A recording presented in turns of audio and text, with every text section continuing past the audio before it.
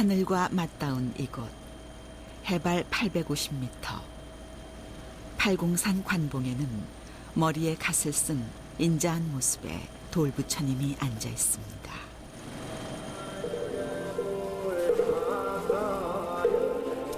약사열애불로 불리는 관봉석조열애 좌상. 사람들은 그저 편하게 갓바이 부처님이라고 부릅니다. 눈과 비바람 속에서도 천년을 넘게 사바세계의 중생들을 지켜본 갓바이 부처님은 간절히 기도하면 한 가지 소원은 꼭 들어준다고 전해오고 있습니다.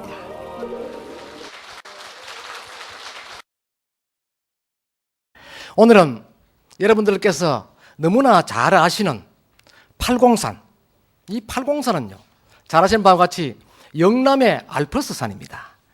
이 팔공산의 길이는 무려 22km나 되고 또 팔공산은 6개의 시군이 걸쳐져 있는 그런 산입니다. 그런 만큼 면적도 넓을 뿐만 아니라 산 줄령도 10여 개의 줄령으로 갈려져 있습니다. 그리고 거기에는 약 200여 개의 설화가 산재해 있습니다. 그 설화 속에는 왕과 관련된 설화, 또 장군과 관련된 설화, 또 불교적인 설화가 대표적으로 전승되고 그 밖에도 민중신앙과 관계된 그러한 설화가 대부분으로 이렇게 전승되고 있습니다. 그래서 오늘 제가 강의할 강의 주제는 가급적이면은 불교적인 것보다는 민중신앙 쪽으로 중심을 해서 팔공산 일대는 그 민간신앙에서 어떻게 불려졌고 또 팔공산이 민간신앙에서는 어떤 역할을 감당했는가, 거기에 대해서 제가 지금까지 공부한 것을 요목요목 덜추어서 여러분에게 말씀드리는 그런 시간을 갖도록 하겠습니다. 그런 만치 아무나 여러분께서 생소하게 처음 듣는 부분도 있을 거고 때에 따라서는 이해가 쉽지 않은 부분도 분명히 있으리라 믿습니다. 그런 점은 여러분들이 잘 이해를 해 주시고, 특히 풍수 쪽에 이야기가 나올 때는 앞에도 잠깐 아까 한 30분짜리 정도 그 풍수를 이해할 수 있는 그런 기저 부분을 제가 설명을 했습니다만은, 풍수라는 것은 실제적으로 그 믿음이 100% 있냐, 안 그러면 신앙적인가, 안 그러면 설화 속에 묻혀져 있는 우리 스님들의 이야기인가, 이런 것을 여러분들이 냉철하게 판단을 하시고 이해하실 필요가 있다는 것이죠. 그런 점에서 팔공산도 다분히 풍수적인 이야기가 또 여러분들 앞에 나타날 것이고, 또 팔공산이 역사적으로 그 우리 민족의 애완과 관계되는 그런 이야기, 또 신라의 대장군이었던 김유신 장군을 키워주었던 그런 명산으로도 알려지고 있습니다. 그리고 또 한편으로는 선덕 여왕이 몸에 병이 났을 때 피접을 팔공산 쪽에 와서 팔공산 물을 이용하였더니 몸이 깨끗이 나았다. 그렇게 해서 덕름의 부인사에 머물면서 사찰을 창건해 주었는데, 그 기념을 하기 위해서 그곳에 지금까지도 숙모전이라 해서 선덕 여왕의 어진을 모시고 있다, 이러한 설화적 근거 등등을 토대로 해서 시간이 허락하는 범위 내에서 약 한 2시간 20분 정도 제가 오늘 강의를 할 계획입니다. 여러분들께서 혹시 부족하면은 그분의 상세한 이야기들은 오늘 밤에 11시 정각에 MBC에 보면은 팔공산 갓바이라는 프로그램을 반영합니다. 거기에 제가 출연을 해서 팔공산 일대의 민간신앙에 대해서 현장을 가면서 설명하는 부분들을 여러분들이 볼 수가 있습니다. 그리고 와촌 면민들이 생생하게 그때의 역사적 상황들을 현장에서 증언하는 모습을 볼 수 있기 때문에 여러분들에는 더 없는 생생한 그러한 설화적 교육이 될 것이다, 이렇게 믿어집니다. 그러면 우선 팔공산의 지명부터 해서 한 2시간 좀 시작하겠습니다. 이 팔공산은 본래 신라 때는 중악산이다 라고 했습니다. 중악산이라 했는데, 이 중악산을 또 다른 말로 뭘 했냐, 부악산이다. 본래 신라는요, 삼산오악이라 해서 삼산오악이라 해서 큰 제사를 신라 호국신에게 지냈는데 본래는 삼산사악이었다. 사악이었는데 중악산을 하나 넣고 삼산오악이라 불렀다라고 합니다. 그래서 본래의 산 이름은 팔공산이 아니었는데 또 중악산도 아니었고 이름을 알 수 없는 그런 산이었더랬었는데 신라 시대에 와서 김유신 장군과 관계하여서 중악산이라 불렀다는 것입니다. 그리고 이 중악산이 신라의 삼산오악에 포함되어서 신라의 중제, 대제를 지냈던 산으로 알려지고 있다는 것이죠. 그래서 이 삼산오악, 오악이라는 것은 동서남북을 의미합니다.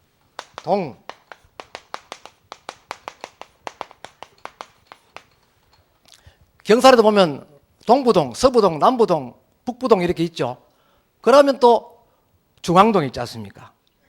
또 중방동이 있고요. 그와 마찬가지로 동서남북하고 중앙을 넣어서 동악, 서악, 남악, 북악, 중악이라 했다. 이것을 이제 오악이다라고 한 것입니다. 이 오악에는 주로 대제를 지는 것이 아니고 중제를 지냈다. 중제를 지냈다. 신라의 그 큰 제사 중에 중제에 포함되는 그러한 호국 영신에게 제를 지냈다는 것입니다. 그래서 이 산을 본래 중악산이라 처음 명명해 오다가 고려 시대까지 이어지면서 공산이다 불렀다. 이 공산이 다시 시간이 조금 가서 팔공산이다라고 불렀는데 이 팔공산에는 두 가지 설이 있습니다. 잘 아시는 바와 같이 불교와 관계해서 팔간자를 모셨던 산이다 해서 팔자를 넣어서 공산이다라고 하기도 하고 또 태조 왕건이가 고려를 개국하고 난 이후에 신라를 도우기 위해서 초래산 부근에서 기거하고 있을 때 견훤의 군부대가 침입을 해서 완전히 포위가 되었다고 합니다. 그런 포위되었을 직전에 그의 부장이었던 신순겸 장군이 자기 옷을 벗어서 왕의 옷과 바꿔서 입었다고 그럽니다. 그러니까 바꿔서 입고 그 왕은 장군의 복장을 해서 내려가고 신순겸 장군은 왕건의 옷을 입고 지휘를 하였다는 것이죠. 그래서 피했다. 그 피하고 난 뒤에 전투는 완전히 고려군의 일방적인 패배로 끝이 났습니다. 모두 전멸했죠. 그러니까 견훤이 대승리를 했는데 그 당시에 그 견훤 그 부대는 그 여력으로 신라를 다시 그 혼란스럽게 역사적으로 만들었습니다. 그러할 때 훗날 다시 그 왕건의 그 부대들이 이곳에 팔공산에 와서 당시의 전투 현장에 보니까 그 상황들이 너무나 처참했다는 것이죠. 그래서 이래저래 찾다가 보니까 마침 자기 옷을 입고 있는 한 장수가 죽어 있었는데 보니까 머리는 없더라. 그래서 이 자세히 살펴보니까 신순겸 장군이었다는 것이죠. 그래서 그분의 시신을 잘 모셔서 자기의 고향 쪽에 가서 머리를 금으로 만들어서 금으로 머리를 2개나 만들어서 묘 속에 묘를 2개나 만들었다고 합니다. 그러고부터 8명의 큰 장수가 죽었다 해서 팔공산이다 라고 붙여졌다라는 설과 함께 지금까지 지명이 이렇게 쭉 계속 전승되어 내려오고 있습니다. 팔공산의 줄기 형태는 아까 앞에서 사진을 잠깐 보셔서 이해를 하실 수도 있겠습니다만 팔공산 경산 쪽에 최고 높은 이 관봉이 850m입니다. 해발 850m에다가 관봉 위에 그 갓바위 부처를 만들어 놓고 여기서 산이 이렇게 가서 산줄기가 이렇게 가서 여기에 삼두봉이라는 봉이 있습니다. 여기에서 쭉 이렇게 내려옵니다. 산줄기가 이렇게 내려와서 내려오는데 여기 가면은 동아사 쪽에 가고 요리는 또 은혜사 쪽으로 가고 이렇게 갈리도록 되어 있습니다. 그리고 이 속에는 불룩불룩한 그 산허리에 큰 바위군들이 이렇게 만들어져 있죠. 그런데 중요한 것은 이 산의 지형이 이렇게 돌아서 이렇게 꼬리를 땅바닥에 감추었는데 이 꼬리를 감추는 부분이 어디냐? 큰 저수지다 이게 저수지. 저수지라는 것입니다. 이 저수지가 어디냐면 와촌면 대동에 있는 마을 앞 저수지입니다. 본래 와촌면, 여기 와촌면 분 계시는지 모르겠는데 와촌면은 그 앞산들이 마치 화산, 불의 산처럼 이렇게 생겨서 풍수지리학적으로 비방, 비보를 하기 위해서 풍수지리학적 비보가 바로 그 말 앞에 큰 지당을 파는 겁니다. 지당. 못을 파는 것이죠. 못을 파서 불의 기운이 들어오면 일단 그 집 말 앞에서 기운이 쇄진하도록 이렇게 풍수의 비법을 쓴 것이죠. 그리고 의연대사가 설악산 어느 깊은 골에서 수도를 하고 있는데 마침 어머니, 고향에 계시는 어머니가 돌아가셨다는 이야기를 듣습니다. 그 이야기를 들은 의연대사는 수도 중이라서 그를 떨치고 일어나서 고향으로 가지 못했던 것입니다. 그 수도 중기를 계속했죠. 하고 이 수도를 마치고 문덕 태백산 줄기를 통해 쭉 내려오면서 오다가 보니까 팔공산 어느 흘러 모이는 곳에 바위가 불쑥불쑥 솟아 있는데 그 바위를 보고 어머니를 생각했다는 것입니다. 어머니를 생각하고 조성했는데 그 불상이 지금 여러분들에게 알려지고 있는 약사열애불이다라고 합니다. 이 팔공산의 부처도요, 약사불이냐 석가모니 불이냐에 대해서 아주 논란이 많이 있습니다. 그럼 갓을 쓰면 약사냐? 그럼 갓을 벗기면 석가모니냐? 그럼 손에 약호가 확실히 있느냐? 약간 홈이 있다. 그럼 어쨌든 간에요, 항마 촉진을 오른손과 무릎팍을 누른다는 것입니다. 마귀를 누르고 땅을 가리킨다. 그래서 항마 촉진이다라고 이야기하는데, 항마 촉진은 부처님이 성도했을 때 그 갖추었던 수인입니다. 그래서 그 모습을 하고 있다 해서 석가모니 불이다라고 이야기하는데, 또 보편적으로 왼손에 약병을 이렇게 들고 있다면은 약사불이다라고 이야기합니다. 그 약병은 보편적으로 둥근데 왜 둥근냐? 그 서방의 유리광, 그 약사불을 서방 유리광 대불이다 이렇게 이야기하는데, 서방은 저 러시아 쪽입니다. 그 러시아 쪽에 가서 인도 쪽에서 약을 구해왔는데 그 약을 유리 속에 둥근 유리함 속에 넣어왔다 해서 그렇게 불렀던 것이 불상의 호칭도 그렇게 한 것이라 이렇게 전해지고 있습니다. 그런데 이 약호를 들고 있다면은 이 약사불이다. 그럼 약사불로 보자 이게 있습니다. 약사불로 본다면은 이 갓바위 부처는 의연대사가 돌아가신 어머니를 위해서 추선공양, 어머니를 그 좋은 곳에 이렇게 모시기 위해서 영가를 위로하는 그런 공양을 하기 위해서 불상을 만들었다면 보편적으로 상징적 불이 지장보살입니다. 그런데 왜 의연대사는 약사불을 만들었을까? 돌아가신 어머니가 병이 아파 누우는 것 같으면 약사불이 되는데 왜 약사불이라고 호칭할 수 있는가 하는 것입니다. 그래서 여기에 대한 미스터리와 여러 가지 의견이 많이 있습니다.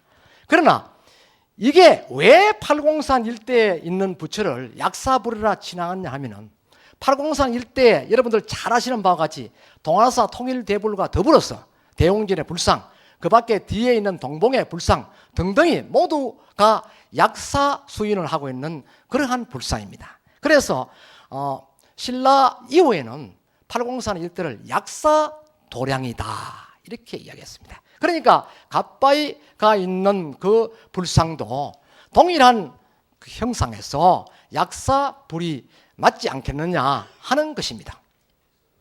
그리고 이 불상의 방향은 동남 방향으로 각각 15도씩 양보한 지점에 동남방을 보고 있습니다. 그렇다면 과연 그 보는 위치가 어디일 것인가 하는 데서 경산 사람들은 경산을 보고 있다.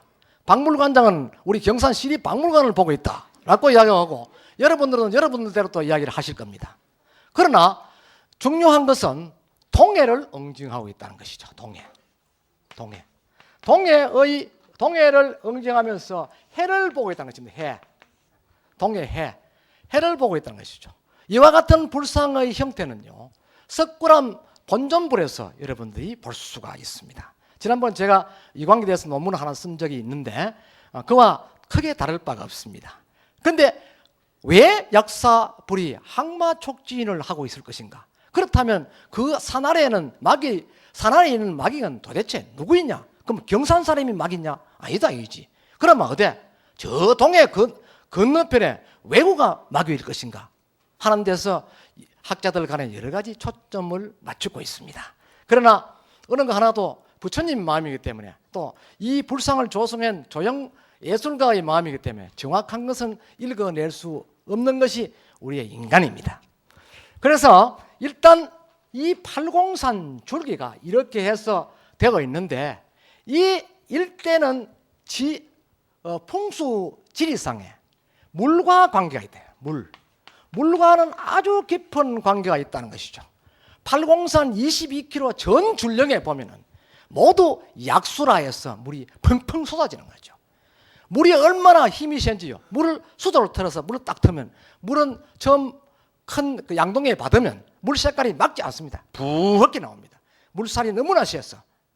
그래서 이걸 장군수다 이렇게. 이 물을 장군수다. 그래서 팔공산 그 일대 22km 일대에 보면 장군바위, 뭐 장군암, 뭐 장군수 이런 지명을 사용하는 곳이 참 많다는 것이죠. 그런데 본래는 이 장군신앙을 추종하기 이전에는 팔공산 일대가 용왕신앙의 중심지가 됐다. 용왕신앙의 중심지가 됐다. 이 용왕신앙의 중심이라는 것은 곧 물이 근간이 된 그런 신앙체가 만들어졌다는 것이죠. 우리 한국에서요, 최초로 조성 신앙화되었던 그런 것이 무엇이냐 하면은, 물론 여러분들이 잘 아시는 바와 같이 그 민중신앙, 즉 민간신앙 중에서 가장 먼저 민중에게 친근감을 주었던 신앙이요, 산신신앙, 그 다음에 용왕신앙입니다. 이 두 신앙체가 결합이 되어서 민중을 통제하는 것이죠.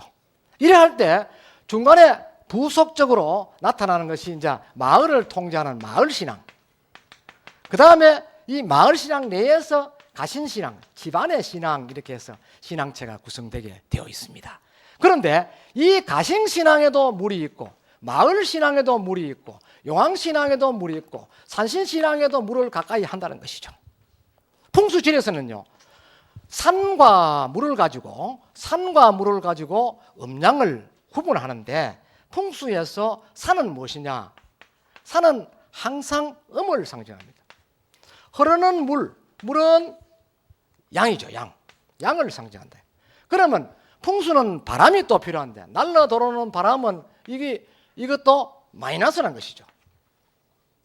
자, 이 바람과 이 물의 조화에서, 이거는 바람도 처음에는 동적이다.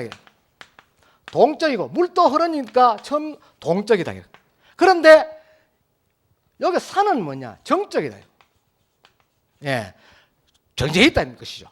그래서 본래는 플러스인데 플러스 마이너스가 결합하면서 양에서 음으로 이 바람이 바뀐다는 것이죠. 그 풍수의 가장 기본이 장풍덕수거든요.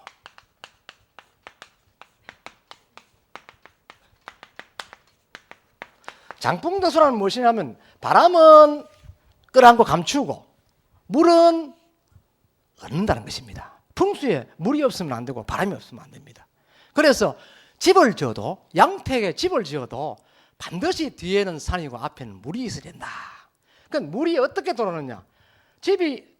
집이나 묘가 이래 있는데 물이 바로 들어오느냐, 물이 비껴서 이래 나가느냐에 따라서 엄청난 그 해석으로 바뀐다는 것이죠. 그러니까 물은 어디에 되니까 가까이 돌아야 된다. 물이 비껴나가면 안 된다는 것이죠. 물이 돌아가도 나가는 것이 보여서는 안 된다는 것이죠. 돌기만 돌아야 되는 기라. 바람은 돌아서 잠자야 되지. 바람도 돌아서 이리 빙글빙글 도면서 주위를 헤치면 그 자리는 아주 나쁜 폐기라는 것입니다. 이것이 풍수의 원리입니다. 그 원리를 이 용왕이란 신앙의 존재가 강력하게 이 자리매김을 하고 있는 것입니다. 그것이 이제 민족의 그 강력한 어떤 중심 신앙이 된 것이죠. 이 산신은 또 뭐냐 하면은 아시는 바와 같이 요산에 산에 가면 늑대도 없고 호랑이도 없지만 옛날에는 호랑이가 참 많았거든요. 우리 설화에 보면 호랑이는 바로 저승사자 중에서도 현장에서 적결 재판을 하고 난 뒤에 재판 결과를 사후에 옥황상제한테 보고하는 걸로 되어 있습니다. 그러니까 호랑이는 먼저 죄인을 보면 잡아 먹어버린다. 죽여버린다. 죽여버리고 뒤에 가서 상제에게 보고하고 그 사람이 뭐 천당 간다, 극락 간다 재판할 때 나가서 이러이러 해가 이렇게 되었습니다라고 이야기를 해준다는 것이죠. 그래서 모든 사람들은 이 산신에 대해서 산의 최고의 그 권위자가 범이거든요. 이 범에 대해서 상당한 경외심을 가졌다는 것입니다. 이러한 경외심이 결국은 그 산신이란 그 신앙체로 이렇게 변화된 것입니다. 그래서 산신과 용왕이 강력하게 버티고 있을 때 우리나라에 불교가 들어온 것입니다. 불교 들어오니까 이 두 가지 신앙체 때문에 도저히 불가능한 것입니다. 그래서 이차돈 그 선생이 순교를 하고 난 뒤에 회유책으로 그러면 전래에 산신과 용왕을 같이 결합시켜 주겠다라는 조건으로 절을 짓게 된 것이죠. 그러니까 이 민중신앙을 추종하는 사람이 불교에는 관심 없고 절에 또 가가 용왕당에 빌고 또 옆에 가니 산신각이 있고 그 내려오다 보니 부처도 보니 돌로 떡 만들어놨거든. 원래 또 토속신앙에서 돌에 비는 경우도 있고 돌에 자식 이름 파기도 하고 아들 파기도 하고 합니다. 그래서 그러한 존재가 석불이 있기 때문에 석불한테 절하다가 보니까 불교하고 친근하게 된 것이죠. 그랬던 것이 지금까지도 절안에 보면 산신각 용왕당이 항상 존재한다는 것입니다.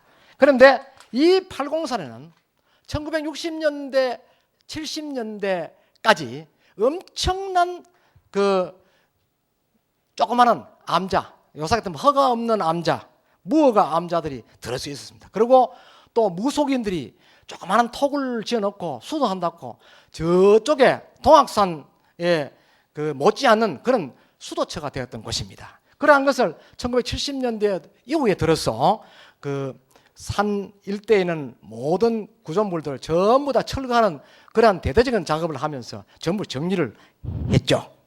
하면서 지금 우리 경산 쪽에는 지금 그 존재하는 것이 팔공산 갓바위, 그 밑에 용덕사, 그다음 약삼, 용주암 이렇게만 남아 있습니다.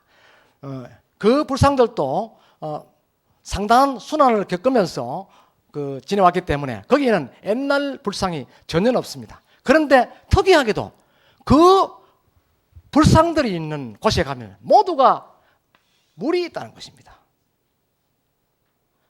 오히려 불신앙보다는 용왕신앙이 더 강력하다는 것이죠.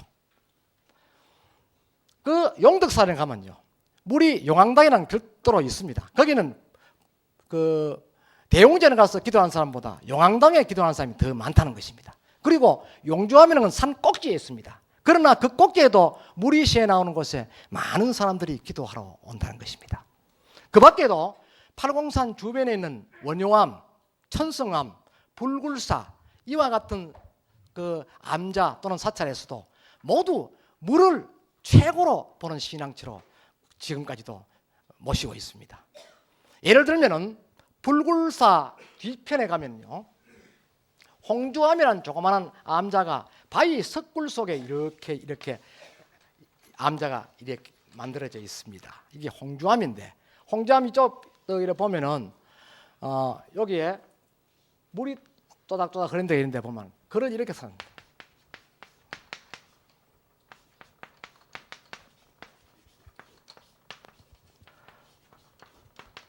아동 제1약수다. 우리나라 동쪽에서는 최고 가는 약수다. 아동은 뭐냐? 신라를 의미합니다. 신라의 최고의 약수다 하는 것이 명문으로 바위에 새겨져 있습니다. 그 명문을 그 전문가한테 일해 본 결과 신라 시대 때 조각했던 그러한 글체다라는 것이 판명이 되었습니다. 그러면 신라 시대 때부터 이곳이 물이 제일 좋다. 그래서 이 사찰에 가면요, 전설이 이런 것이 있습니다. 김유신 장군이 심신선언을 하다가 그곳에 물을 묻고 힘을 내었다.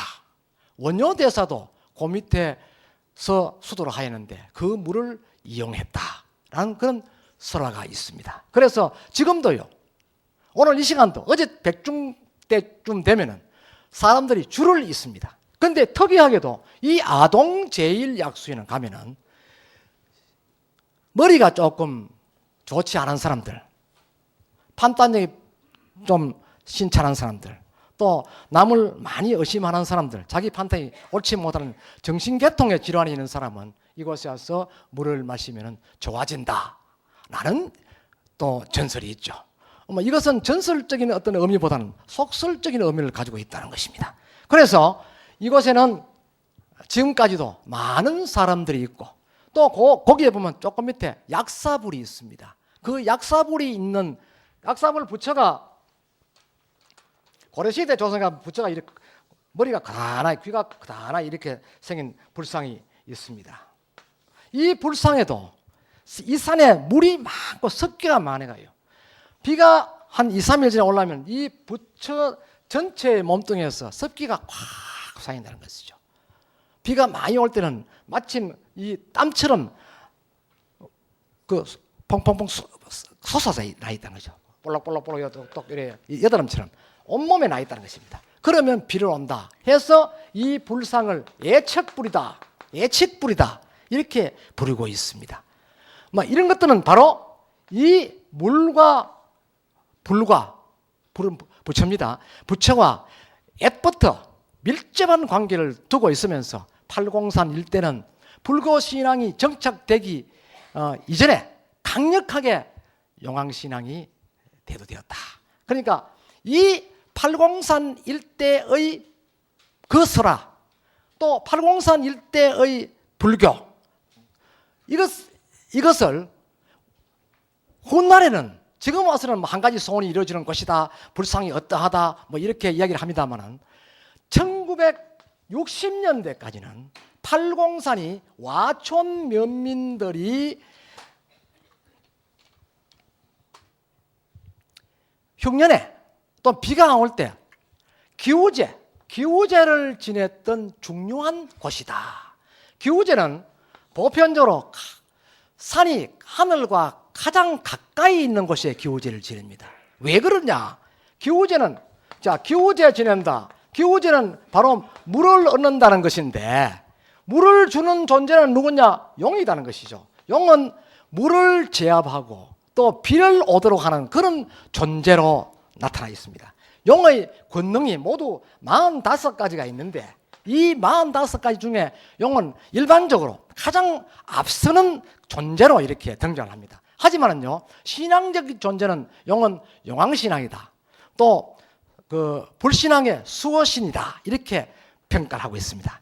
그런데 이 용이 있는 가장 가까운 지점에 올라가서 기우제를 지내면은 농민들의 타는 이 마음을 이해해 줄 것이다 하는 것입니다. 보편적으로 날이 가물 때는 7, 8월에 이렇게 가장 가무지 않습니까? 그 가문데 왜 이 사람들이 땅바닥에 가서 기우제를 안 지내고 산 정상에 가서 지내느냐 하는 것도 이 설화적 상상력에서 이루어진 것입니다. 보편적으로 용은요, 춘분의 하늘로 올라가서 언제 내려? 추분의 땅으로 탁 내려온다는 것입니다. 그러니까 반듯 놀아서 추분에서 춘분까지는 하늘에 가 있고 추분 이후는 다음에 춘분까지는 땅에 있다는 것이죠. 그러니까 이때는 이미 하늘에 있는데 땅에다가 죄를 지내봤자 아무 효험이 없다는 것이죠. 그래서 이 인간들은 하늘에 가장 가까운, 용이 우리의 소망을 들을 수 있는 가장 가까운 곳에 올라가서 죄를 지낸다는 것입니다. 그 죄를 지내기 위해서 와촌 면민들이 찾아보니까 경산에서 제일 높은 산이 팔공산입니다. 850m 관봉이 제일 높거든요. 이곳에 가서 죄를 올렸던 것입니다. 제가 조사해 보니까 850m 관봉에 처음에 기우제를 지낼 때는 와촌 면의 기관장, 이장 이런 사람들이 한 10여 명 가서 크게 음식을 차려놓고 제를 지내는데 그 제 지내는 장소가 갓바위 부처가 있는 그곳입니다. 그 제일 높으니까 거기다 제단을 차려놓고 이제 제사를 지내고 내려오는데 그래도 비가 왔다는 것이죠. 안 오니까 어떻게 했느냐, 한 열흘 후에 그 다음에는 와촌에 있는 그 기관장들이 올라가는 것이 아니고 그 다음에는 농민들이 올라간다는 것입니다. 농민들이 어떻게 이제는 그 술지고 떡해가 가는 것이 아니고 돼지를, 까만 돼지를 한 마리 사람처럼 네 다리를 묶어가 한 사람이 짊어지고 올라가고 그 뒤에는 맨지게에다가 낫을 하나씩 좀 꽂고 제일 마지막 가는 사람은 술마 한 마리씩 지고 올라가는 거죠. 이렇게 올라가서 갓바위 부처 앞에 가서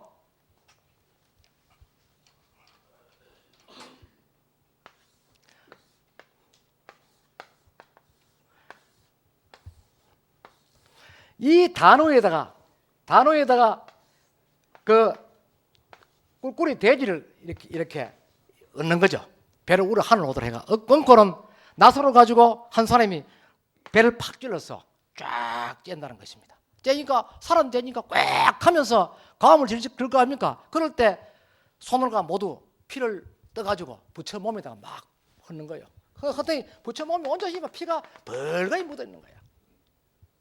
부처가 얼마나 노력했어요. 부처가 뭡니까? 부처는 검살아야 살생을만 절대 안 나거든. 살생을 모아도록 하는데 부처 몸에다가 살은 존재를 죽였어. 그대로 피를 뿌리니까 부처가 놀라가 정신 잃어버리지. 그래놓고 그거로 끝내면 다행인데 그래놓고 이 돼지를 그대로 얹어놓고 해가 빠지고 난 뒤에는 낙 가지고 가는 사람들이 전부 주변에 가가지고 솔까지 전부 비가 와가지고 이 부처의 가에다 이래 달불 놓을 때 하는 것처럼 이렇게 쌓았다는 것이죠. 그래가지고 여기다가 불을 지릅니다. 불을 지르니까 불이 이렇게 타잖아요. 타는데 이 사람들은 그 타면서 이 고기가 돼지고기 이게 다 익을 때까지 기다렸다가 다 타고 나면 새벽 한 4시쯤 돼가 밤을 새웁니다. 4시쯤 돼가지고 이 고기 익는 걸 일하가 술 먹고 거기서 춤추고 가다가 내려오면 집에 못 와서 비가 온다는 것이죠. 이 갓바위 기우, 아까 보셨던 명기우처다라는 것은 기우제를 거기서 지르면 반드시 비가 온다는 것입니다. 그래서 농경사회에서 농민들의 크나큰 소원을 이 갓바위 부처가 이루어준다는 것이죠. 그래서 농민들의 가장 큰 한 가지 소원은 무엇입니까? 비입니다. 예. 그 비를 농민들한테 주었다는 것이죠. 그러니까 갓바위 부처가 아주 영험하다는 것이죠. 그 당시에는 농경사회 최고니까 그 묵고 살아났고 이 중생들 미기 살아났고 부처님 몸에 전시 피를 막 얹고 그 중생들 와가 부처를 학대하고 이래도 부처님은 화내고 그 백성들에게 비를 주는 것입니다. 이놈들이 얼마나 화가 나시면 이건 내한테 이 몬떼질을 하겠노 싶어서 비를 주는 거예요. 이걸 가지고 기우제는요 2가지가 있습니다. 기원형, 그 다음에 학대형. 2개 있는데 요거는 학대형 기우제라는 것이죠. 이걸 가지고 난장판이다. 난장판. 이 난장판을 막 버리는 거야. 그러면 가을 되었어요. 비가 오면 어떻게 하느냐. 하천에서 합니다. 하천 목 같은 데서 막 하잖아요. 하죠. 못장, 하천장 이야기 들었습니까? 그것도 난장판입니다. 이 난장판이 기우제 신앙에서 나온 이야기입니다. 어떤 사람은 불교에서 나왔다 하는데 그건 아닙니다. 그 야단법성은 불교 이야기고 난장판은 기우제에서 나온 이야기거든요. 그래 했는데 왜 와촌 사람들이 애꿎은 부처한테 가 아무 말도 안 하고 가만 어느 건 미륵 껐다고 말도 안 하고 가만 있는 부처한테 생돼지 살아난 배째가 부처 욕빌라고 던지고 와 그랬노 이거지. 도대체 그 이유가 무엇이고 하는 것입니다. 여러분들 오늘 밤에도 그걸 아주 현장에서 설명을 리얼하게 듣겠습니다만 한 10여 명이 나와서 이를 증언을 해줍니다. 갓바위에 대한 역사적인 기록이 굉장히 드문 현실에서 이번 취재 과정에 귀한 고지도를 마주하게 됐다. 네, 있습니다. 이 지도가 지금까지 단 한 번도 공개되지 않았던 최초의 그 하양현 지도입니다. 그러니까 1872년도에 경산도 그 지도 중에서 하나인 하양현 지도입니다. 여기 보면은 이 북쪽 상단에 보면 팔공산이 나오고 그 앞쪽에 보면 관암이란 그 지금 관봉석재열의 자상이 일명 갓바위 부처가 뚜렷하게 갓을 쓰고 이래 앉아 있는 모습이 그림으로 그려져 있습니다. 관암, 갓바위. 처음으로 공개되는 1872년 하양현 지도에는 갓바위의 한자 관암의 명칭과 갓을 쓴 갓바위 부처님 그림이 뚜렷이 보인다. 지금까지 현존하는 가장 오래된 갓바위에 대한 기록이다. 1933년 발간된 경북 하양현의 화성지. 관암 석불은 제연북 30리에 있고 팔공산에서 내려온 맥이며 일출봉이라 꽃봉 상에 있다.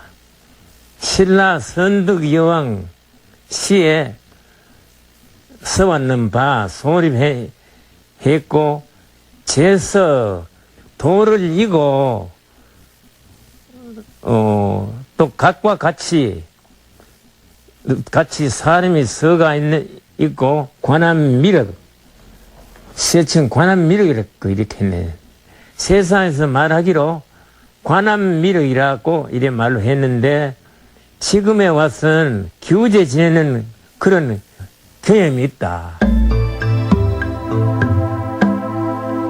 하양현의 화성지 명승고적편에 따르면 1933년까지도 갓바위는 관암미륵으로 불렸다.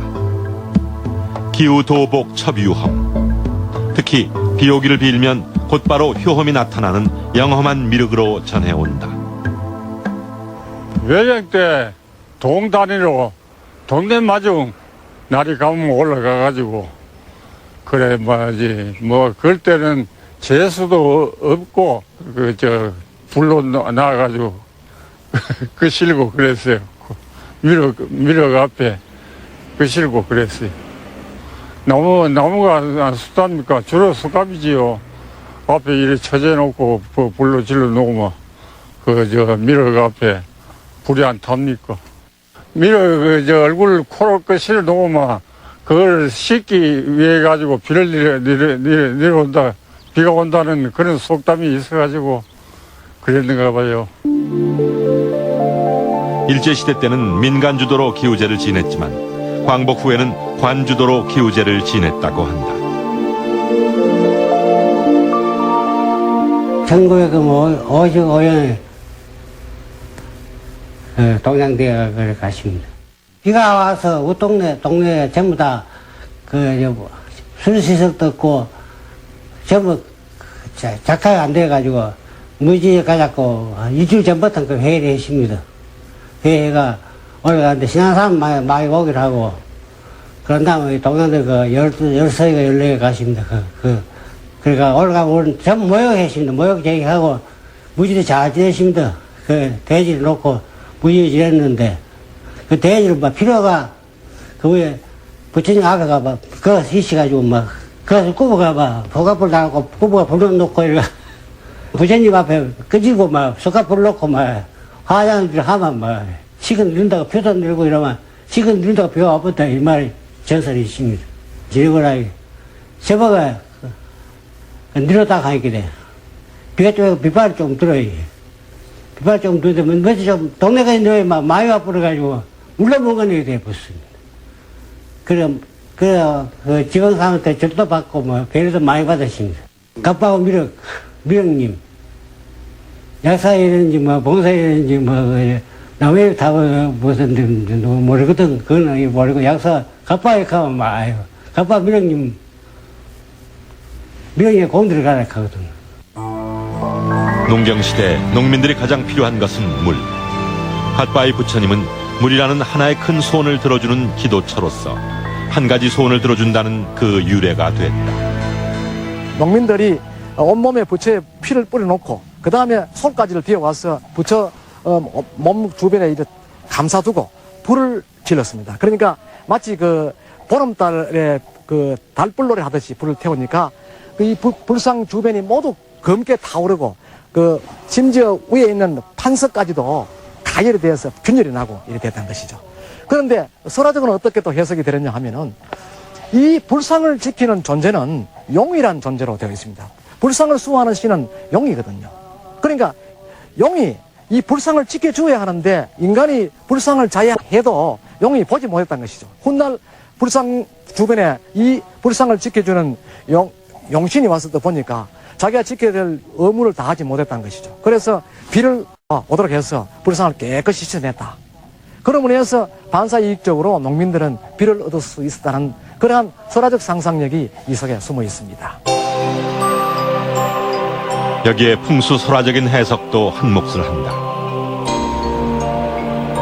갓바위 부처가 앉아있는 자리는 바로 비를 관장하는 용의 콧잔등. 용이 승천하지 못하도록 눌러서 물을 얻는다는 것이다.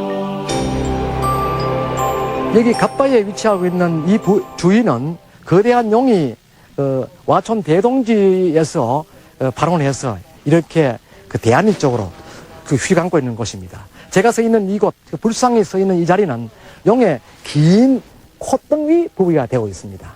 그래서 이 콧등위에 거대한 암석군에다 불상을 조성했기 때문에 이 용이 성천하는 기운, 그리고 다시 여왕신앙의 어떤 물의 그 조절을 이 불상이 눌러줌으로 인해서 이곳의 여왕신앙의 어떤 그 영험함을 계속 유지할 수 있다는 것이죠.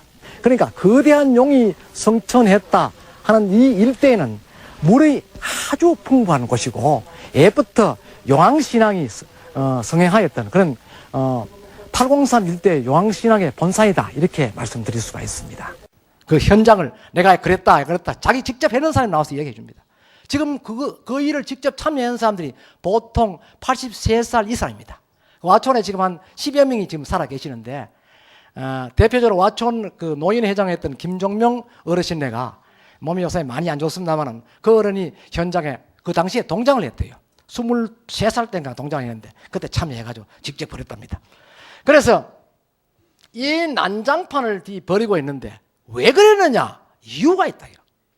자, 아까 앞에 분명하게 말씀드린 바와 같이 용은 두 가지 권능을 가지고 있다. 크게 용왕으로서 그 다음에는 수호신으로서 권능을 가지고 있다는 것이죠. 그러니까 이 수호신은 누구를 수호하느냐? 부처를 수호한다는 것입니다. 그래서 여러분 아시는 바와 같이 보통 용을 몇 마리 있냐? 10마리 있나? 없나? 라고 이야기할 때 있겠나? 9마리 9마리도 있겠지. 8마리 있겠지. 그러나 인간이 숫자를 정해놨기 때문에 정할 때 모두 9마리 뿐이다. 용은 9마리 뿐인데 10마리는 있을 수 없다는 것이죠. 그래 용성구룡에도 누가 전설을 이야기하는 사람이 만드는 사람이 10마리의 새끼를 낳았다. 뒤에 가보면 용은 9마리 뿐인데 왜 10마리 낳았노? 그러니까 내 자문 이야기했다. 9마리 낳았다 하니까 안 되거든요. 그래서 어떻게 했느냐? 한 마리는 어미 말을 안 들어가 동해의 부왕이 죽여버렸다. 이래가 9마리다. 이렇게 해서 9마리 되거든요. 이 9마리는 어디에다 있느냐? 보편적으로 사찰에 있다는 것입니다. 사찰에 가면 용이 모두 9마리가 있습니다. 딱 들어가면 그 범종 위에 매달아놓은 이 거는데 그 고리에 용이 달려있고 또 절에 들어가면 문 여는데 문고리 밑에 보면 달려있고 또 부처 앞에 촛불 끄는데 촛불 딱 끄려고 이렇다면 용이 눈 똑 벌써 있거든요. 그 위에 천장 위에 보면 또 용이 딱 부처 위에 딱 부처 생긴다고 있고. 그 용은 좋아하는 게 여러 가지입니다. 불도 좋아하고 바람도 좋아하고 소리도 좋아하고 지키는 것도 좋아하고 좋아하는 거든요. 그 9마리 용이 절내에 다 있다는 것입니다. 그럼 절 하나 지으면 용은 9마리 다 있는 거야. 그러니까 용을 얻으려고 하면 절만 지으면 돼. 9마리 다 오게 돼 있으니까. 그것도 이제 그 배정 잘 받아야 되지. 안 받으면 한 마리 없을 수도 있어요. 그런데 이 수호신격인 용, 용을 와촌 사람들은 이용하는 것이죠. 그러니 와촌 사람 상상력이 뭐냐? 이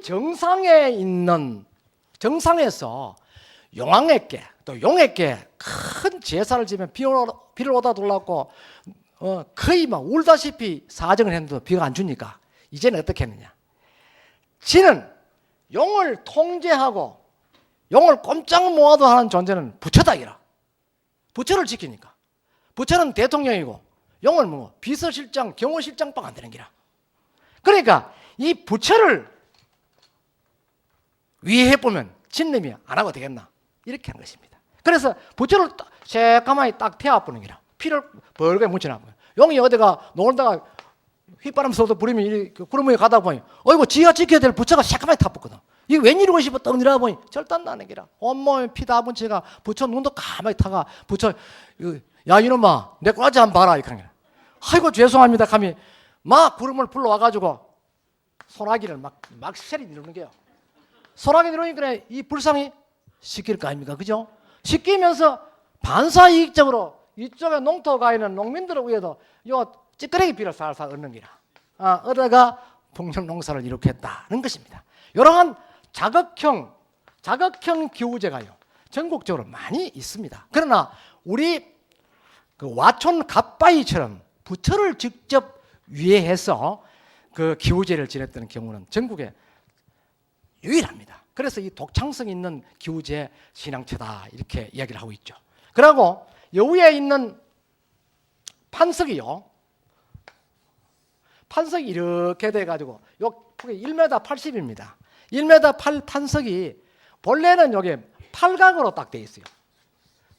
8 정도 가죠. 팔각으로 딱 돼가 여기에 연꽃 문양을 이렇게 해놨는데 이 불찜에 의해서 많은 화력을 입고 그거다 얼마 안 있어 비가 오다 보니까 이게 스스로 터졌다는 것이죠. 팔공산 일대 자세히 지금은 여러분 못 올라가지만 올라가 본 분들은 아실 겁니다. 불상 뒤쪽에 가면 불에 직접 탔던 화강암들이요 또 푸석 돌처럼 손막 뒤만 부서집니다. 이게 불찜이 많이 보니까 한참에 깨져 흐르는 게 아니고 이게 부식 때문에 하나도 줄줄줄줄 흘러가지고 왔던 것이 이렇게 흐르는 것입니다. 그래서 저희들이 우리 박물관에 보면 갓바위 부처를 2분의 1로 축소해서 만드는 불상이 있습니다.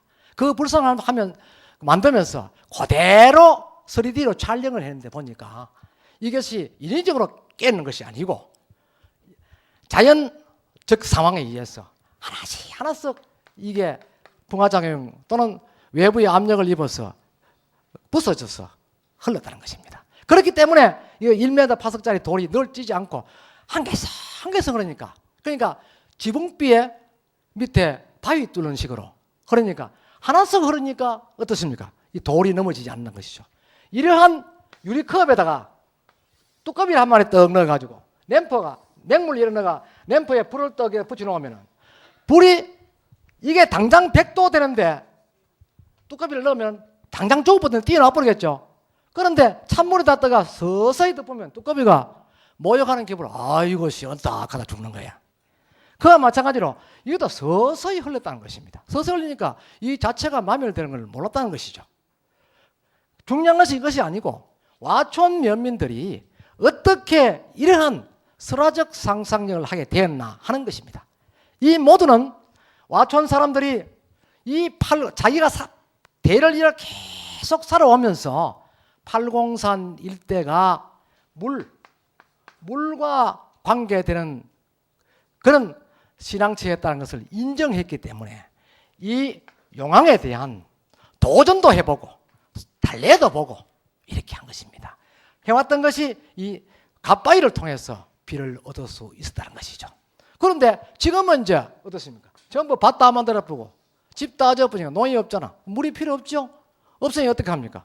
이제는 대학 가는 아들한테 농사는 이제 필요 없으니까 우리 아들 대학 시험이나 제대로 해달라고 빌고 아들은 전자오락시장 놀고 엄마는 서울대 보내달라고 빌고 이제 그래 하러 오는 겁니다. 그러다가 원래 공부 좀 잘하는 놈은 합격되면 그걸만 합격하고 전자오락실에 가가 노는 놈이 엄마 사흘 밤새매가 무릎팍 다까지도 절했다고 해서 시험 되는 것 같으면 그거 안 될 게 없죠. 그럼 불공평하지. 풍수도 마찬가지입니다. 풍수요. 풍수는 어떤 경우라도 명당은 주인이 있다는 것입니다. 명당은 반드시 주인이 있는 것이지 주인이 없는 명당은 없다는 것이죠. 예를 들어가지고 갑이라는 사람이 자기 선친을 위해서 묘를 이장하려고 세계에서 최고 이름난 명직관을 불러가지고 명당을 이렇게 하나 구했다 하더라도 이 속에 넣으면 발복이 되느냐? 안 된다는 것이죠. 왜? 이 땅은 마이너스네. 이 지기가 사람은 죽으면 음양이 바뀌죠. 사람은 죽으면 이게 마이너스로 딱 된단 말입니다. 대가 마이너스가 플러스가 돼야 이게 발복이 되고 풍수에서는 이게 소응합니다. 소응하는데 이게 이루어지는데 이게 플러스 되는 사람이 졸지에 마이너스가 플러스 기질로 딱 바뀌어버리라. 안 말이면 예를 들면은 천하제일가는 명당 자리에다가 화성 연쇄 살인범을 사형시키가 그거 이었다. 그러면 그거 뭐 발복해가 좋은 일을 꽉 있으면 그거 불공평하잖아요. 그래서 명당은 항상 주인이 있다. 명당을 구하려면 보편적으로 직관과 3년 동안 명당에 들어갈 사람하고 교분이 있어야 된다. 그래서 그 사람의 인성이 파악되어야만이 그 사람의 격에 맞는 명당을 구해줄 수 있다는 것입니다. 그런데 명당은 보편적으로 명당은 모두가 뭡니까? 남을 위해서 좋은 일을 많이 해야 한다는 것이죠. 좋은 일을 많이 하지 않은 사람은 결코 명당하고는 인연이 가깝지 못하다는 것입니다. 그래서 보통 민간에서는 적선을 많이 한다. 적선 많이 베풀고 남을 많이 도와주고 사랑해주고 양보하고 남을 위해서 박수도 많이 치고 이렇게 해야 된다는 것이죠. 이래야 되는데 사촌 논사또고 배 아파가 넘어지고 또 형제간에도 지는 농사 지었는데 동생이 그 사법고시 되었다고 며칠 알아 누우고 이랬으면 그 사람은 명당에 못 나가는 것이죠. 명당은 남을 위해서 적선을 해야 된다 하는 것입니다. 그래서 명당은 주인은 결국 사람이 명당에 갈 사람은 산 꼭지에 가서 홀 몸으로 그냥 발가 이래 턱 밀어뻗어 그 시체가 대골대골 굴러가 탁 밑에 들어가 아무 중턱에가 딱 들어앉는 곳이 최고의 명당이라는 것이죠. 그래서 풍수 지리학의 전체 글을 다 종합해 보면은 결론은 글자 5자입니다. 뭐냐? 착하게 살자. 요거만 하면은 전부 명당에 다 갈 수 있다는 것이죠. 제가 지난번에 지난 18일 날 그 경주 신라 케이블 방송에 가서 우리 박물관 소개도 하고 제가 풍수설화라는 책을 하나 냈거든요. 그거 뭐 거기에 내가 풍수 전혀 모르는데 그 사람들은 풍수 관계 책을 내놔니까 내가 경산뿐만 아니고 이 건방선 최고하는 풍수제인 줄 아는 거예요. 부르더라고요. 부르가 오라고 막. 그래 갔죠. 가니까 저는 방송국 그가 대담한데 처음 들어가봤거든. 그냥 인터뷰를 했는데 처음 들어가봤는데 뭐 한쪽가 딱 앉았더니 예쁜 아가씨가 가방 하나 들고 어디 여기 앉아 있었거든. 앉았다. 완전히 뭐 붓을 내가 얼굴 팍팍 찌르고 사는 게 와이카 놓고 하네. 화장해야 됩니다. 그래 화장은 와 해야 되노 하게 화장하면 화면이 이게 옆으로 퍼진다 이라. 그럼 한번 해봐라 그랬더니 뭐 하디 뭐 물감 붙이가 또 뛰기도 하고 뭐 이래 또 통통 뭐 마사지면 그런 거 통통 때리고 하고 하더니 눈썹을 딱 기려요. 내 눈썹이 적지 않습니까? 막 기르더라고. 그 저는 안 사람만 같이 갔어요. 그래 갔더니 한대 다 하더니 좀 했더니 뭐 쪽 빼디 요래사가 문대서 하는 게라. 나는 입술에 바르면 처음 발라봤어.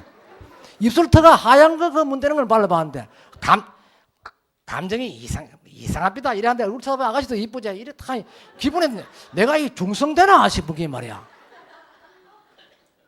그래가 내가 그걸 딱 보니 내가 누군지 잘 모르겠어. 그래가 우리 집 사람이 그 안에 뭡니까 스튜디오 이쪽에 옆에 구경하는데 그거 있는데 잠깐 갔다 올게 하면 갔지. 그가 네 알겠나?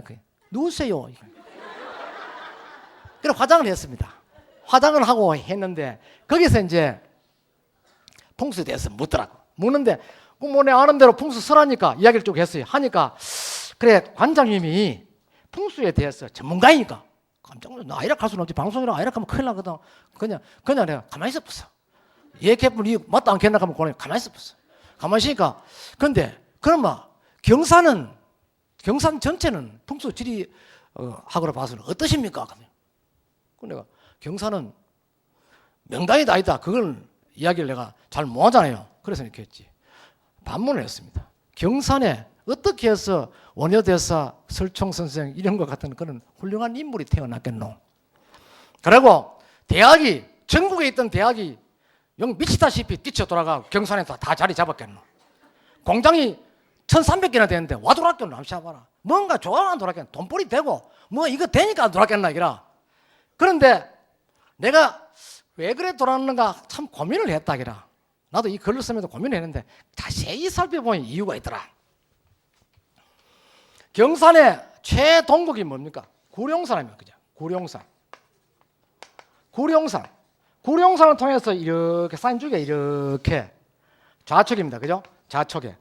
이렇게 또 우측에 이렇게 산이 있는데 요게 이제 금박산, 금학산 줄기거든요. 요거는 어떻습니까? 구룡산, 반용산, 용산, 용각산 전부 용자가 붙은 산들만 쭉 이어졌습니다.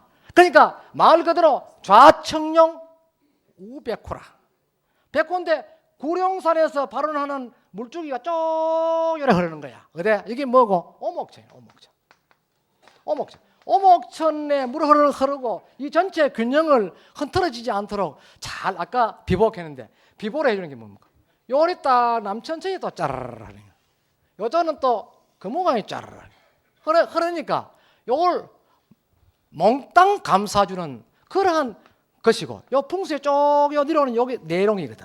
요 내용이 명당자리인데 이 명당자리가 어딨냐 하면은 영남대학 옆쪽이랍니다. 저게 풍수 전문가가. 그래서 옛날 압도국 때 거기에 고분을 많이 만들었다는 것이죠.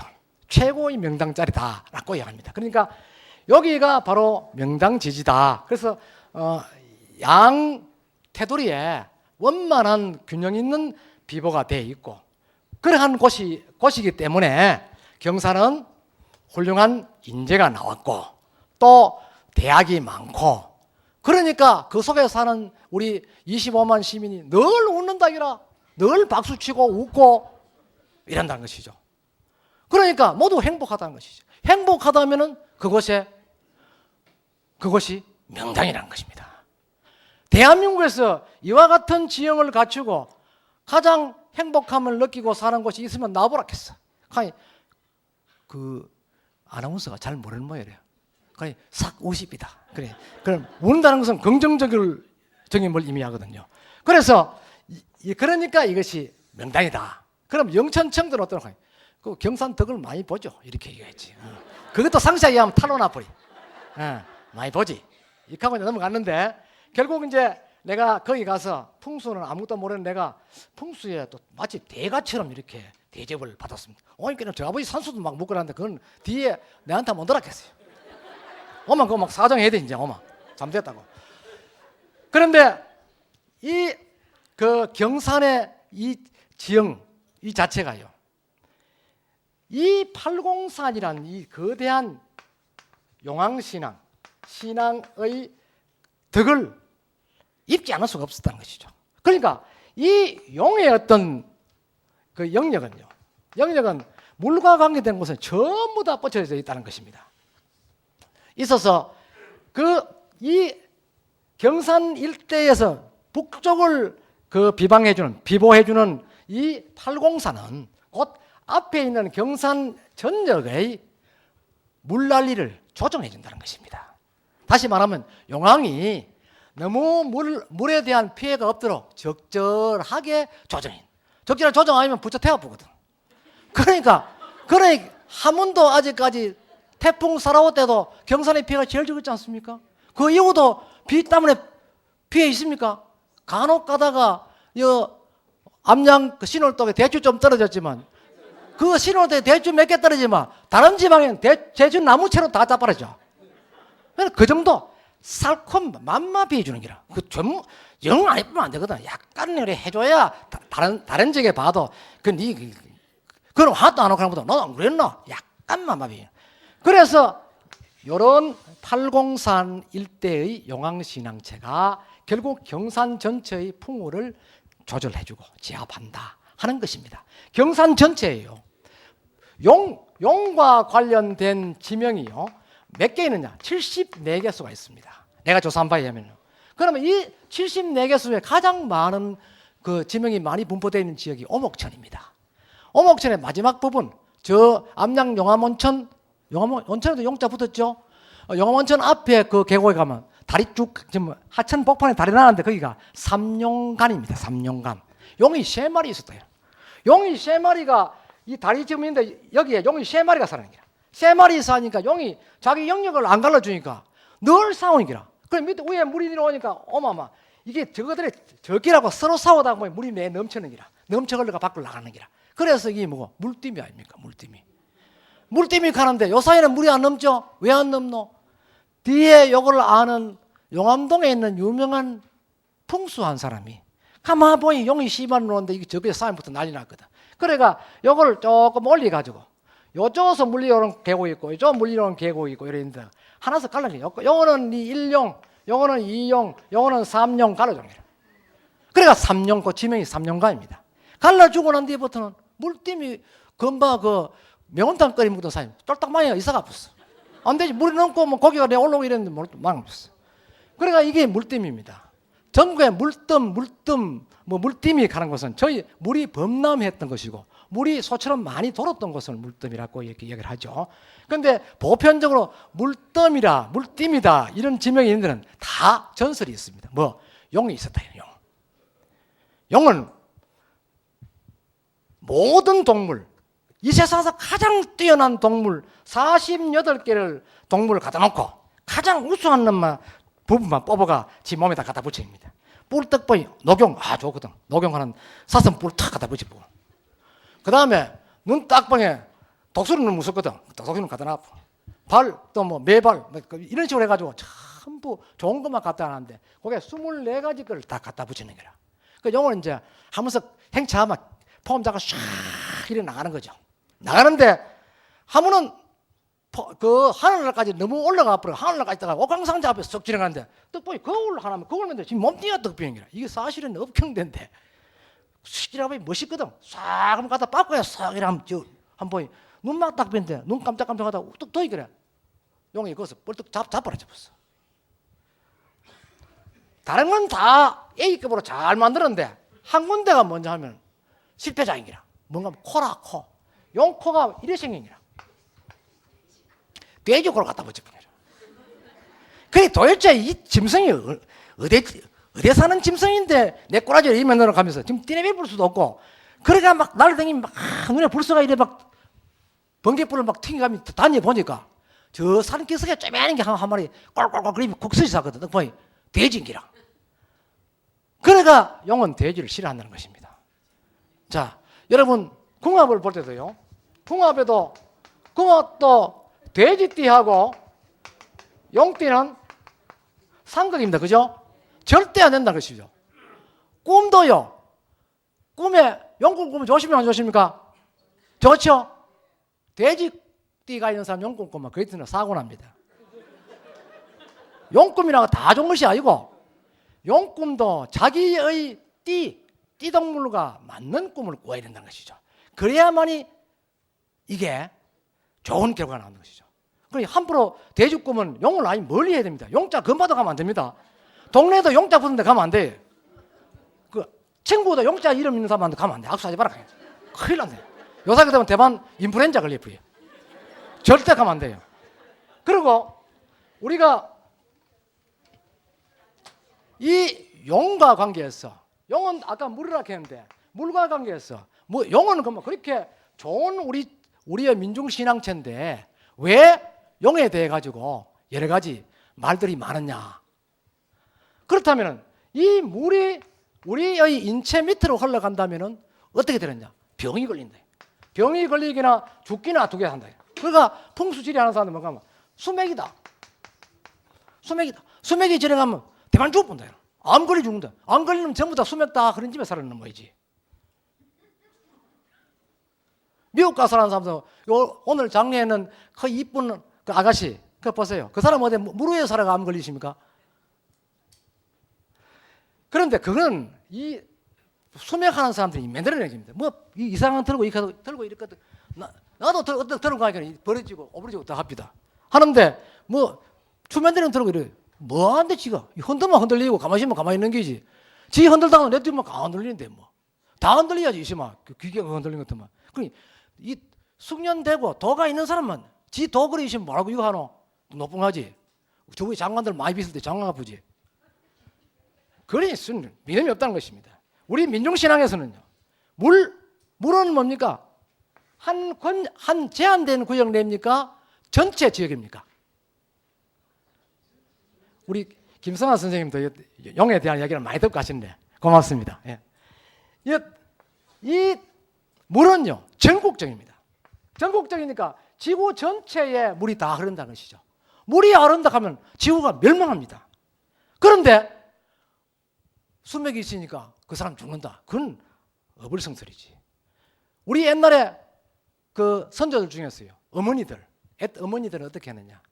우물에 물을 떠가지고 정한수 물을 떠서 장독에 얹어놓고 남편이나 아들들이 서울에 과거 보러 갔는지 뭐 좋은 일을 하러 가면 기도를 합니다. 왜 하느냐?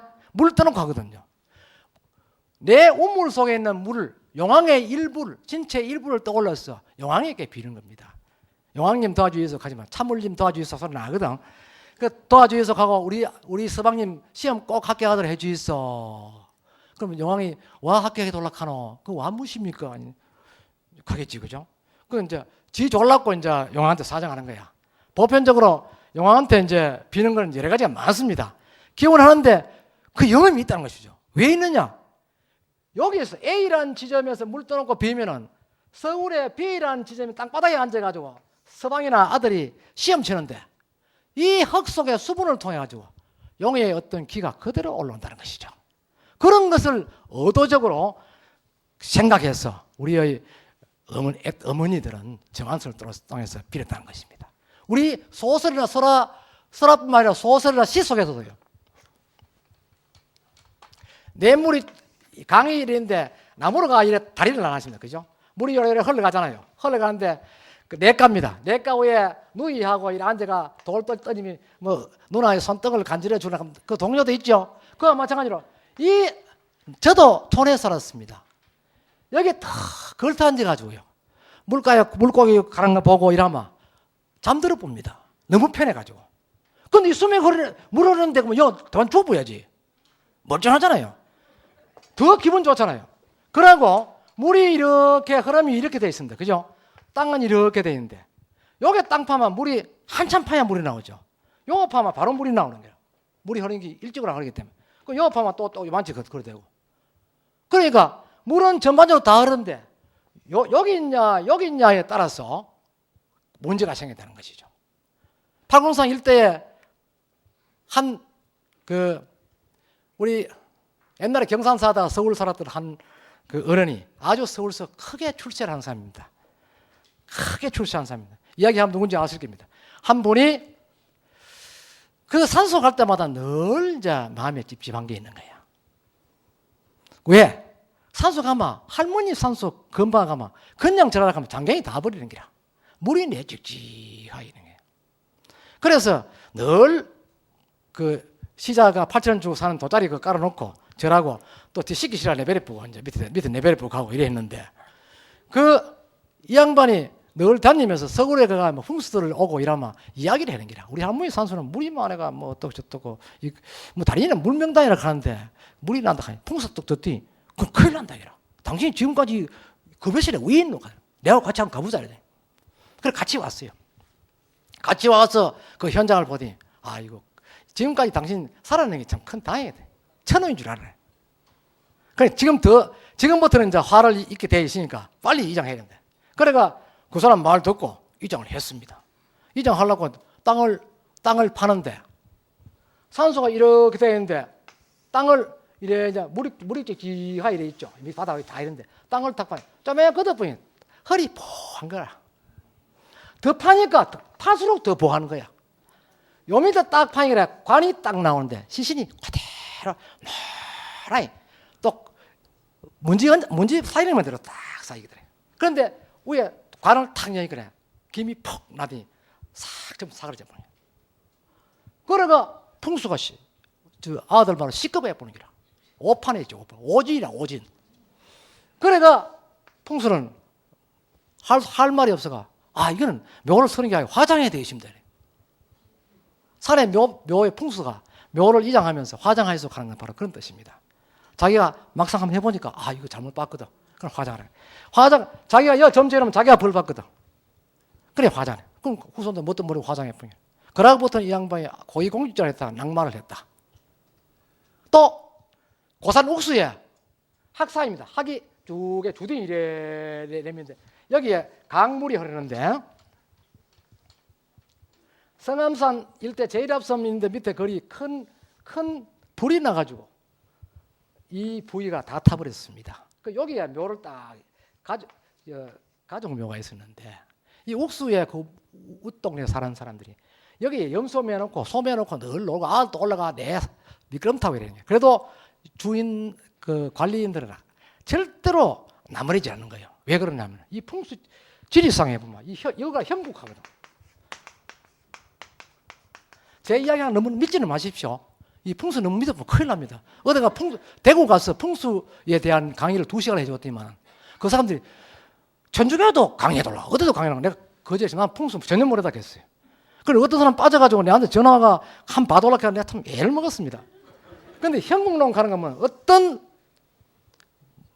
동식물의 모양을 닮았다는 것이죠. 그 모양을 보는데 이 모양이 학과 같아요. 학과 같아요.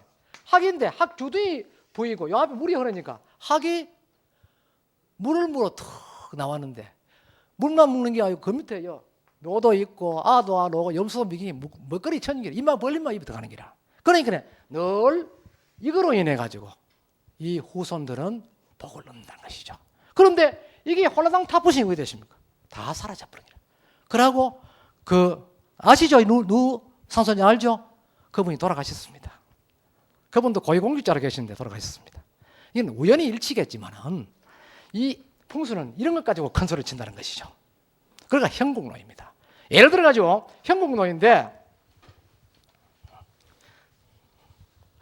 자, 이 804에다 그죠? 또 나오는데 금거북이가 떡 이래 물물어 내려간 것처럼 이렇게 떡 생겼다. 그지? 이걸 가지고 금구 입수형 금거북이가 물물어 주둥이 내미는 형국이다 이렇게 돼 있거든. 그런데다가 여 밑에 밥 가지고 있는 사람이 또랑이 하나 요래 내려오는데 그것도 막아보고 여기다가 막 밭 이래 해놓고 축사 하나 지어놓고 여기다가 옹벽을 뒤쳐보는 거야. 자, 쳐보면은 이 집은 보따리 사야 됩니다. 이거는 뭔가 담맥하거든. 혀를 끊었다. 이런 거는 상당히 신빙성이 있습니다. 뭐 어디에 물 흘러가듯이 흘러가야 되거든. 흘러가는 걸 준다 싶으면 사람도 걸어가는 놈한테 앞에 툭 때리면 이 새끼 때리면 가만 지나가다 맞고 가면 뭐 이런 의미도 아니지 그거 사업 없잖아요. 그러니까 끊으면 안 된다는 거죠. 근데 803 일대도 명당 지지가 정말 많았던 곳입니다. 그래서 803 일대에다가 그 임진들한테 이여손이라는 명나라 장수가 누구를 들고 왔나? 두사충이라는 명나라 제일 가는 지환을 탁 들고 왔어요. 이 사람의 능력을 하면 지도 딱 길어놓고 북과 탁 가면 혈이 딱 감기 버려. 그 정도로 중국에 뛰어난 풍수인데 데리고 가는 게. 그래서 경상 곳곳에 전부 다 색이 다 박아놨어요. 지난번에 광복 몇 주년 갈 때는 외놈들이 박았다. 아닙니다. 그 사람 다 박았어요. 이효성이 죽은 데가 어딥니까? 담티고기 옆에 아십니까? 거기서 죽었잖아요. 담티고기 옆에 보면 이효성의 묘가 있습니다. 대구 대명도에 가면 이효성이 그 사당이 있고 집터가 다 있습니다. 왜 대명도인지 압니까? 그 사람 명나라에서 왔거든요. 우리 한국어가 조선시대에 조선화가 귀화했잖아요. 하면서 동네 이름을 대명도로 지어낸 거예요. 그러니까 최고의 지중어만 갈랐고 명당 자리 잡으라는 게 고산 성동 지금 서원에 있는 그 자리인데 거기 물은 탁 돌아가 나가는 건 안 비고 또 이렇게 또 거북이가 물 물라고 고개 탁 돌리는 이런 형국이래. 딱 돌아가고 나가는 건 물 안 비니까 빙 돌아가 알로나 보지.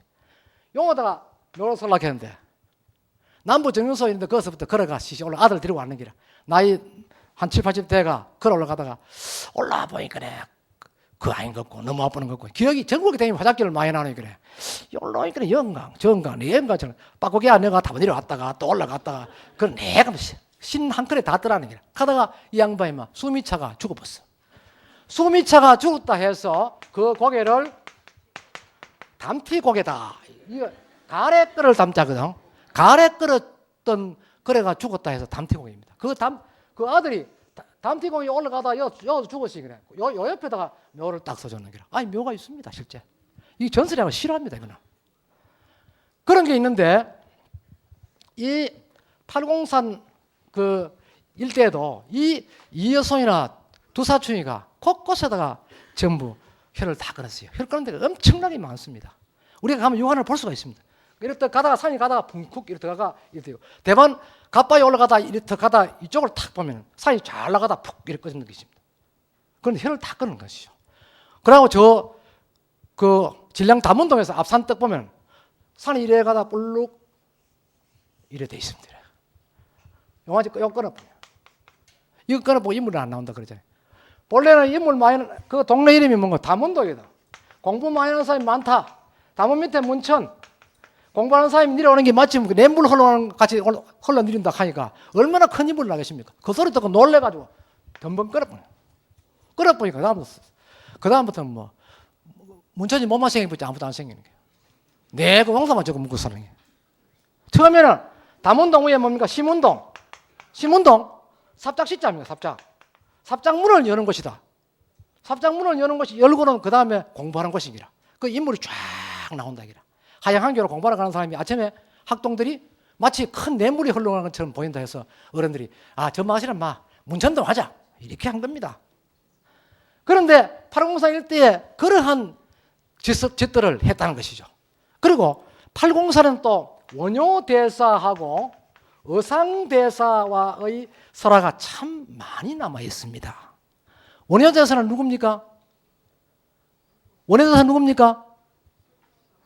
설청의 아버님. 누가 갑니다. 설청하고 요속공주 신랑 아버지 아닙니까? 뭐 이렇게 한다 하는데 그 아기는 어서 와라. 원효는 우리 고장 출신으로서 대문장가이고 불교 사상가입니다. 원효가 왜 스님이 되었냐 하면은 원효 대사는 공부를 하고 싶어가지고 그렇게 절간에 안 돼가면 책이 없잖아요. 그렇게 그 공부 때문에 황룡사 들어갔다가 당시 황룡사에 쓰고 책을 모았던 창고가 되면 분황사에 있었어요. 그래가 분황사 들어가가지고 32살 때 머리 깎아요. 임마 차제에 머리 깎고 공부 확실히 해보자 하면 깎는 거예요. 그러니 몇 살 안 돼가 덕도해가 내려봤지. 중국 공부 안 하고도 자기 스스로 도를 깨우친 사람 아닙니까? 이분인데 이 원효대사, 의상대사가 팔공산에 살아가는 겁니다. 원효하면은 원효대사가 살고 그 옆에 천성하면은 의상대사가 살았는데 전국에 원효대사가 있었던 곳은 항상 의상대사가 토굴로 사든지 석굴에 사든지 집을 지어서 삽니다. 사면서 서로 이 사람들은 한치도 양보하는 게 아니라 영원한 라이벌입니다. 이 두 분이 사는데 원효대사는 어디를 찾아서 늘 다녔냐면 물이 많은 곳이 찾아다녔습니다. 그러니까 원효대사는 왜 물이 많은 곳이 찾아다녔나 하면은 원효대사는 직접 물을 가지고 그 밥을 해 먹고 자기 빨래도 하고 직접 다 했거든요. 의상은 어떠냐? 의상은 왕족입니다. 왕족이라서 의상은 늘 천공을 받아 먹었다. 의상은 그저 당시에 그때만 이제 왕자격이죠. 그런데 원효는 육두품 아닙니까, 그제? 육두품. 그러니까 신분 차이가 많이 나죠. 나는데 원효는 늘 자기가 밥을 해 먹을 수 있는 그런 물이 많은 곳에 다녔고, 의상은 물이 없는 곳에 다니는 것입니다. 그 의상은 처음에 의상이 쏟아져 가면은 항상 바위에서 살이 흘러내렸다. 또닥또닥 흘렀다가 의상대가 가보고 나면 거기서 물이 나왔다. 전설이 그렇게 나오지. 그런 전설적으로 해서 상당히 귀족형으로 전설을 만들었습니다. 그런데 원효가 어느 날 빨래를 탁 하고 있는데 의상의 시자가 탁 오는 기라. 원효 스님, 우리 의상 스님께서 내일 점심 같이 한 걸 가져갑니다. 점심 약속하러 가는 기라. 뭐 거기까지 갈 거 뭐냐? 나 여기서 뭐 시간 하나 몰란다. 아이 그러다 뭐 밥 마시는 한다고 놀러 갑니다. 그럼 알았다. 그러니까 원효가 그 이튿날 옷을 어제 식가 옷을 식은 옷을 깨끗이 다리가 입고 탁 갔어요. 가가 이제 의상은 왜 불렀나 하면 원효대사는 늘 밥을 자기가 해먹는데 나는 하늘의 선녀로부터 밥을 받아 먹이거든. 저 사람한테 차제에 기 좀 주게 이랬다. 잘난 체 회사에 기 좀 주기가 지 고향이라고 잘난 체 하는데 기 좀 주기가 내가 폼 한번 잡아야지. 그러니까 선녀가 전날 밥 가오는데 내일은 두 그릇 가온더래. 내일은 두 그릇 가온나. 손님이 온다. 그러니 밥 좀 잘 차려 넉넉하게 차리가 두 그릇 가온다. 알으신대. 시간 지켜야 된대. 알겠습니다. 그러니까 원효가 딱 왔는데 그래 뭐 이런저런 하고 오늘 양당에 바락하면 의상한데 머릿속에는 이제 동상 이목이지 이런 이야기 저런 이야기 하고 오늘 네 아는 채도 점심은 곧 깨지겠는데 뭐 이래 그래 해라 이렇게 하고 있는데 12시야 또 돼. 점심시간이 또 되는데 기적 없는 게 12시에 오락해 했는데 그때 시계 없잖아요. 없는데 이 피 봐왔자 시계도 없는데 배꼽 시계가 12시 넘었네 기라. 그래가 의상이 변속하는 척하고 나가 하늘 쳐다보니 흔적도 안 비거든. 큰일 나는 기라. 12시 반 됐어. 소식이 없는 1시 됐어. 1시 돼도 소식이 없는 기라. 그래 들어가 뭐 정신이 들어가 뜨고 있으니 그래 원효가 그래. 아마 오늘은 의상선님하고 점심 먹기는 아마 그러는 것 같습니다. 그래 뭐 준비가 잘 안 되는 모양인데 내가 다 혼나러 오죠. 나도 오후에 또 볼 일 좀 있습니다. 그래 막 갈랍니다. 바쁘는 게. 의상선님 집에서 원효가 밖으로 나가보고 난 뒤에 선녀가 밥그릇 2개 들고 자빠르짐이 쫙 돌아오는 기라. 와 인자가 왔노. 가보고 난 뒤에 오면 뭐하노. 하 그래. 사실은 내가 12시 정각에 밥을 2그릇 가지고 탁 왔다 기라. 와 그 스님 체면함 시작하려고 밥도 좀 해가 나게 그릇도 좀 좋은데 여가 왔는데 딱 와보니 그래. 절 주변에 원효 스님을 지켜주는 신장들이 담 주위에 막 몇 개부로 꽉 싸고 있더라. 도저히 들어갈 수 없다. 들어갈 수 없어가 지금까지 있다가 방금 원효 스님 나가시고 난 뒤에 그 사람도 같이 철수하기 때문에 그래 돌아십니다. 이거. 원효 스님 머리 한번 턱 때렸지. 아이고 형님 대줄 잘못했구나 하면 이렇게. 그래서 803에는 의상과 원효와 의상 이 두 분의 힘겨루기에서 원효가 이겼다라는 그런 설화가 있습니다. 803의 위치와 지명이라는 것이 나옵니다. 여기 보면은 803 명마산, 장군산, 그다음 장군수, 노적봉, 인봉 이런 게 나오는데 이 지명도요. 어떤 형국적인 의미도 있지만은 지명 자체는 곧 그 지역의 역사를 역사. 기명은 과거, 현재, 미래. 과거, 현재, 미래를 바로 전달해주는 그런 것이 바로 지명이라는 것이죠. 그 보편적으로 우리 땅 이름을 옛날 선조들이 지어도요.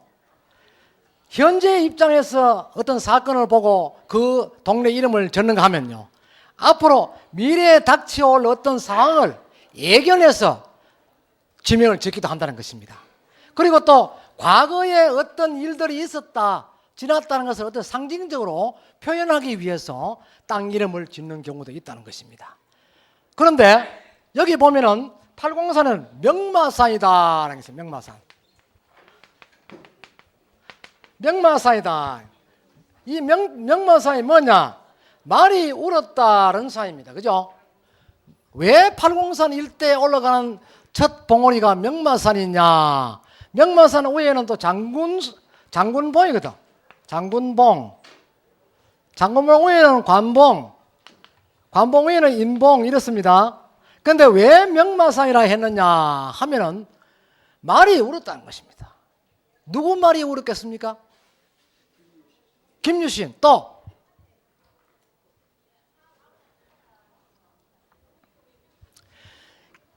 우리 한국 설화 중에서 기록설화, 다시 말하면 삼국유사에 남아있는 환생설화는 딱 정확하게 이름을 바뀐 사람이 두 분이 있습니다.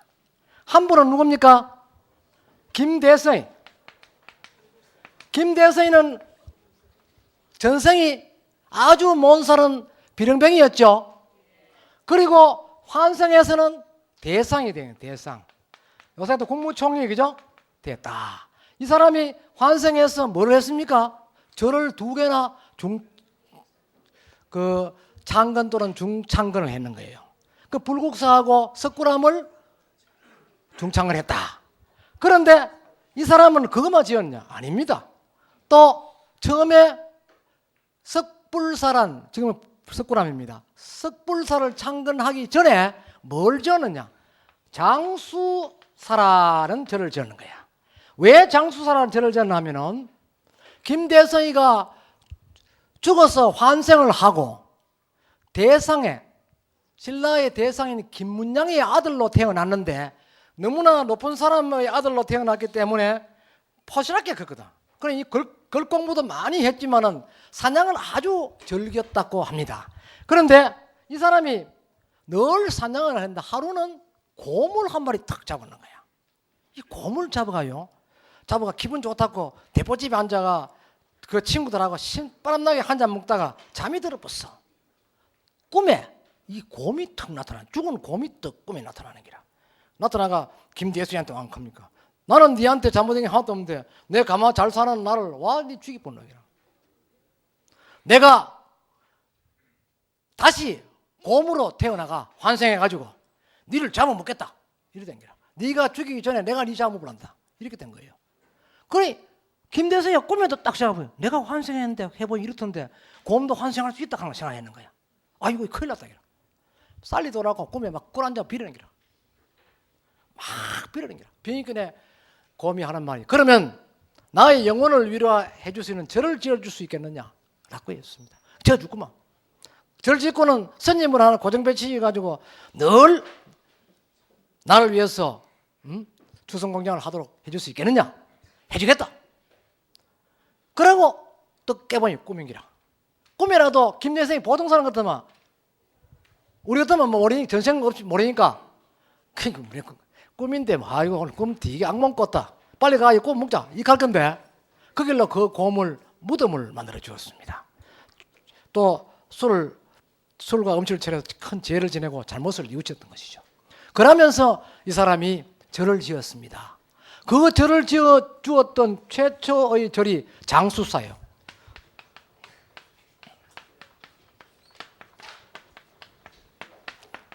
장수사입니다. 이 장수사를 지어준 거예요. 지어주고 스님을 한 분 고정 배치해서 늘 기도를 하도록 해주는 거예요. 그러고 있다가 문득 김대성의 머리에 스쳐가는 게 뭡니까? 아 그러면 전생에 내하고 사던 엄마는 어디 됐겠노? 나는 죽어 환생했는데 엄마는 환생에 도대체 어디가 있노? 엄마의 영혼을 위해서 절을 하나 지어야 안 되겠나 생각하고 절을 짓다가 삐딱서러사가 빌기는 현세의 어머니를 위해가 절을 지어놓은 거야. 그러니까 전생의 엄마를 잡아보는 거야. 현생 지금 당장 김대성이로 낳아주는 엄마 돌아가셨거든. 를 위해 가지고 절을 지었다는 것이죠. 이때가 한 750년경 서기 750년경 됐는데 경덕왕 때입니다. 절을 지어준 거예요. 그러니까 석불사를 했지 않습니까?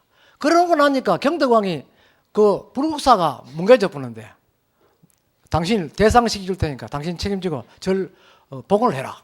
이래가 그 절을 지으면서 전생의 어머니를 생각해서 복원을 했다. 이런 설화가 있죠. 그러나 그거는 어디까지나 설화지 당시의 상황, 시대의 상황을 봤을 때는 자기 부모를 위해가 절 지은다는 건 불가능합니다. 그죠? 나라를 위해서 절을 지었지.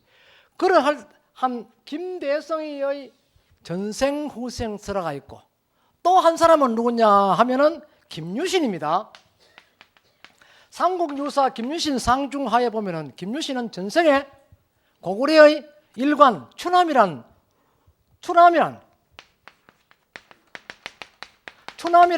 일관이었다기라. 일관인데 이 사람이 왕비를 꼬집어 가지고 풀이해 주다가 목숨을 잃었습니다.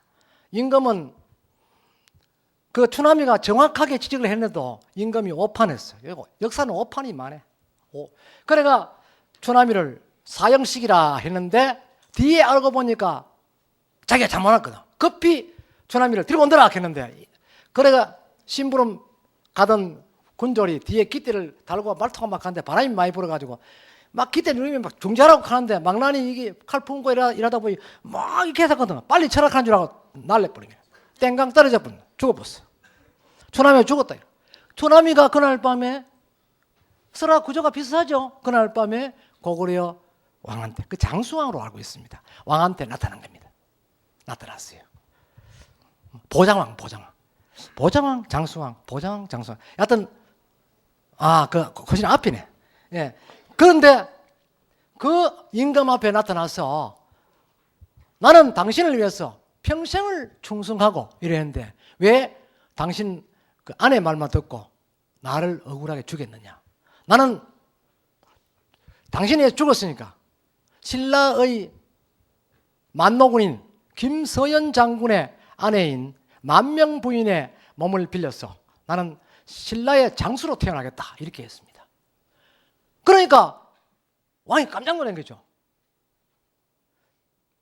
그래서 그 왕이 대신들을 불러놓고 내가 지금 꿈이 이랬는데 틀림없이 일관 그 추남이는 나를 보복할 것이다. 그러니까 꿈에 이런 거 나왔으니까 대신들 중에 누가 부인이 임신한 사람이 없느냐 있으면은 만노군에 있는 충남 서천에 가서 김서연 장군 건방 있으면서 친하게 지냈다가 그 아들 놓거든. 그 당신도 아들 낳아가지고 같이 또 형제간처럼 이렇게 지내도록 해라. 그러다가 결국은 뒤에 가서 그 유인해가지고 그걸 데려가서 없애버리자. 이런 것을 꾀합니다. 삼국 유사에 보면 이렇죠. 전편에 있고 중편에 보면은 이제 김유신이 어떻게 합니까? 용화향도 요새 선덕여왕 때 나오죠. 용화향도가 항도 우두머리가 돼가 이렇게 하고 이랬는데 백석이가 지금 백석이가 누군지 안 나옵니다만 백석이가 늘 옆에 따라다니면서 김유신을 꿰입니다. 그래서 결국은 김유신이가 그 꿰임에 빠져서 그 고구려의 경계를 넘게 됩니다. 그 상대가 백석입니다. 백석. 고구려의 칙명을 받은 그 집 그 대신의 아들이 백석입니다. 김유신이랑 동갑입니다. 이 백석이가 늘 김유신 그림자처럼 따라다니면서 김유신을 좋아하죠. 그래가 내가 알기로 유신공은 앞으로 큰 꿈을 꾸고 있는데 결국은 사만일통이 아니겠느냐. 내가 다행히 고구려에 대해서 잘 알고 있으니까 지리를 잘 아니까 같이 가서 고구려를 한번 둘러보고 오자 이렇게 한 거예요. 그러니까 김유신 딱 들어보니 일리가 있거든. 그러자 이래.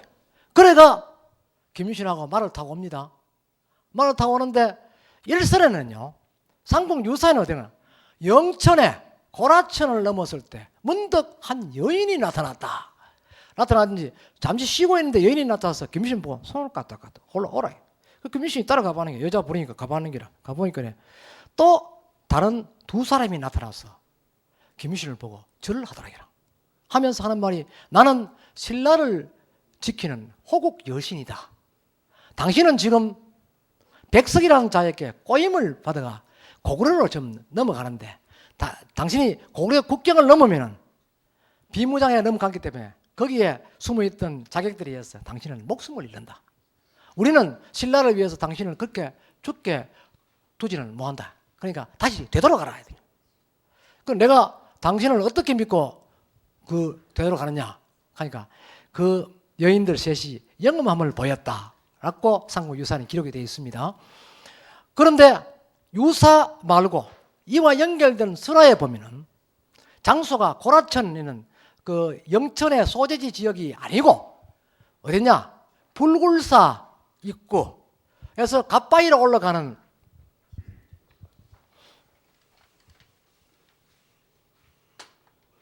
이래 떠 올라가다 보면 대구 능선동으로 올라가고 요래 가면 갓바위 딱 이렇게 올라가잖아요. 가는데 요 뭐 산이 이렇게 내려가는 데 있습니다. 그죠? 요 산이 있는 기라. 이 산 쪽으로 와가지고 백석이가 자, 말 타고 가면 곤란하니까 우리가 산에 가자. 그러니까 이 두 사람이 말을 떡 매놨다. 매놓고 이 산을 계속 가는데 말이 해가 빠지니까 주인이 안 내려오니까 울었다. 크게 울었다. 해서 명마사야 돼. 김유신은 결국 팔공산 때문에 영천 그쪽에도 팔공산 죽입니다. 팔공산 때문에 목숨을 건졌다는 것이죠. 그러니까 신라의 대장군을 누가 만들었냐? 팔공산이 만들어줬다는 것이죠. 그러니까 김유신은 경상과의 인연이 아주 있는 분입니다. 어릴 때 16세에서부터 18세에 이르기까지 팔공산에 와서 그 사람은 늘 심신수련을 하였다. 요 사이도 드라마에도 보면 그게 야사입니다. 지금 그 화랑세계에서 나오는 그 이야기라서 그때 같으면 신차는 설화학자가 글을 만들어내는 가지고 역사책에다 좀 부려먹는데 그가 지금 작가는 땡 잡아가 지금 돈벌이 탄탄합니다. 고현정이가요. 고현정입니까? 고현경입니까? 정입니까? 그 사람이 처음에 계약을 했는데 돈을 안 받아놨겠답니다. 단 시청률이 40% 넘으면 내가 돌락한다 또 이렇게 땡기라. 그 지금까지 안 받고 했는데 요 얼마 전부터 45%라. 그래가 지금 MBC가 머리가 깨진답니다. 그럼 돌락한다 다 줘야 돼 그래. 그 사람 피 웃는 게 또 이상하지. 입 열어내는 것도 이상하지. 이러니까 그거 보려고 처음에는 선덕여왕을 섭외를 했는데 나는 그거 하기 싫다. 미실이 하겠다. 이렇게 했답니다. 그래서 MBC가 지금 머리를 앓고 있다는 것을 내가 MBC 방송의 그 간부들한테 이야기를 들었습니다. 그래 김유신은 결국 그 산, 이 명마산 803 명마산 때문에 목숨을 건질 수 있었다 해서 결국은 훗날 카페 모두의 말을 들었다시피 그 산을 중학사이라 했다라는 것입니다. 그리고 여기 조금 올라가면 이제 장군봉이 있는데 이 장군봉은 바위가 이렇게 바위가 3단으로 높게 되어 있습니다. 갓바위 올라가다 이쪽 쭉 보면 마치 마리아산 크게 산 정상에 있는 것처럼 근데 엄청나게 높습니다. 한 10m 됩니다. 큰 바위입니다. 그런데 이 바위 뒤에는 작은 바위들이 마침 군졸처럼 쭉 따라가는 모습으로 되어 있습니다. 결국은 이 바위 덕분에 그 김유신이 대장군이 되었다는 것입니다. 혹자는요, 이 바위 때문에 노태우 대통령이 대장이 되었다 하는 이야기도 있습니다. 그는 그때 그래 대통령 되기 전에 그래 대장 될 때 그래 만들었고. 그런데 이 장군봉이 팔공산 일대에 여러 개 있다는 것이죠. 지금은 이 무속 신앙 중에서 장군 신앙을 따르는 사람이 참 많거든요. 그 장군 신앙의 실체가 되고 있습니다. 이게 쭉 올라가면은 관봉이 이제 나오고 관봉 옆에 보면 이제 노적봉은 주로 전쟁 때 바위산을 그 지푸라가 둘러싸가지고 적군이 쳐들어오는데 그 군량미가 많은 것처럼 보이게 하는 것입니다. 그 옆에는 보면 또 인봉이라는 것입니다. 인봉은 도장 인자죠. 이 옥새를 의미합니다. 옥새. 그래서 이 인봉이 있기 때문에 803 저쪽 동화사 쪽을 그저 보기 때문에 노태우 그 대장이 대통령이 되었다라는 건설이 있습니다. 그래서 이 지명이라는 것은요, 우리가 생각하는 것보다는 다른 해석으로 된다는 것이죠. 그 지명은 반드시 무슨 역사가 있거나 앞으로 엄청난 사건이 일어날 것이라는 것을 얘기해 주는 것입니다. 여러분 마을에도 그 마을의 지명을 잘 풀이하면 훌륭한 사람이 나올 수 있다, 안 나올 수 있다 알 수 있는 것입니다. 영성 송림 가면요, 장군덤이 있습니다. 장군덤. 이 한장군 이야기가 나오는데 장군덤 앞에 한 그 200m 좀 앞에 장군덤 쪽으로 그 집이 있는 곳이 누군 집이냐? 지금 육군 중장하고 있는 김일생 중장 집입니다. 덕천에 보면요, 용성 덕천에 보면 우리 마을입니다. 덕천에 보면 그 장군 돌담이 있어요. 있어요. 그 장군 발자국도 있고 그랬어. 사람들이 무서우면 못 올라가. 내가 요 앞에 올라가 보면 별로 안 무섭더라마는 옛날 어릴 때는 겁이 나가 오면 올라갔어요. 장군이 드디어 가가 저쪽 푹 뛰어가는데 발자국이 탁 찍혀 있는 거야. 그런데 요 앞전에 가서 내가 장군 발자국 오랜만에 구경 한 만져보려고 혹시 그래 내 장군 될까 싶어. 한번 갔더니 안 비비다. 안 비는데 그 장군덤 앞에 집이 하나 요래 있었는데 여우에 사던 사람이 이사를 왔어요. 와서 그분이 누군가 하면 양민호라는 분입니다. 그 대구 사고 나와가지고 이분이 공군상원학교 들어갔어요. 들어갔는데 이 사람이 공군상원학교다가 여기다가 모친이 혼자 살았는데 여기 집을 하나 헌집을 사가 돌았는데 딱 정면에 마주보는 데 왔거든요. 살았는데 이 사람이 공군 소장까지 되었습니다. 그러니까 이런 걸 보았을 때 이것도 이제 풍수하고 관계 있습니다. 그죠? 이 지명하고도 관계 있고 지명이 이런 게 있으면 지명하고 직접 연관을 받아가지고 소음이 일어난다는 것이죠. 그래서 지금 그 우리 경산 지역만 해도 그 사람 인물 태어나는데요. 태어나는 데는 그만한 그 지명이 뒷받쳐 줍니다. 경산에 또 큰 인물로 등장하고 있는 분의 그 마을에도 그 용과 관계되는 지명이 있습니다. 옛날에 어떤 사람이 용을 낚았다. 그런데 그 밑에 덤이 2개 있는데, 용덤이 2개 있는데, 한 곳에는 용이 물었는데, 사람이 딸리 들어가 보다. 들어가시니 용이 안 있는 거야. 하나는 용 잡아내보고, 하나는 용이 있으니, 그 큰 인물이 용이 한 마리 있는 거야. 누구 이야기인지 여러분 아실 겁니다. 그죠? 그 깊이는 묻지 말고, 여튼 그런 게 있습니다. 그런데 이 설화는 곧 그 과학적이 돼요. 설화는 모두 과학적입니다. 과학적 근거로 해서 통계학적 근거로 해서 이렇게 만드는데 특히 풍수학은요. 틀림없는 그 통계학입니다. 그래 이제 이 김유신 장군도 그렇게 해서 803 때문에 살아났고 또 김유신 장군이 그 놀았던 그 일대 능선에 있는 여러 가지 지명들도 훗날에는 그 지명에 걸맞는 인물들이 전부 나왔다는 것이죠. 이 803 등급이 이렇게 되는데 이 서문사 고을에서 이렇게 되어 있는데 여기 누가 묘를 썼다는 것이죠. 자기 윗대 할아버지 묘가 있는 거야. 이 묘가 있는데 산이 이렇게 이제 이렇게 용처럼 쭉 나가는데 이 용의 뒷발 왼쪽 발등에 묘를 쓰는 거야. 발등에 힘이 있을 거 아닙니까? 딱 묘를 썼는데 이 사람이 장관을 했다. 장관도 하고 또 어제 광역시의 시장도 하고 누군지 아시죠?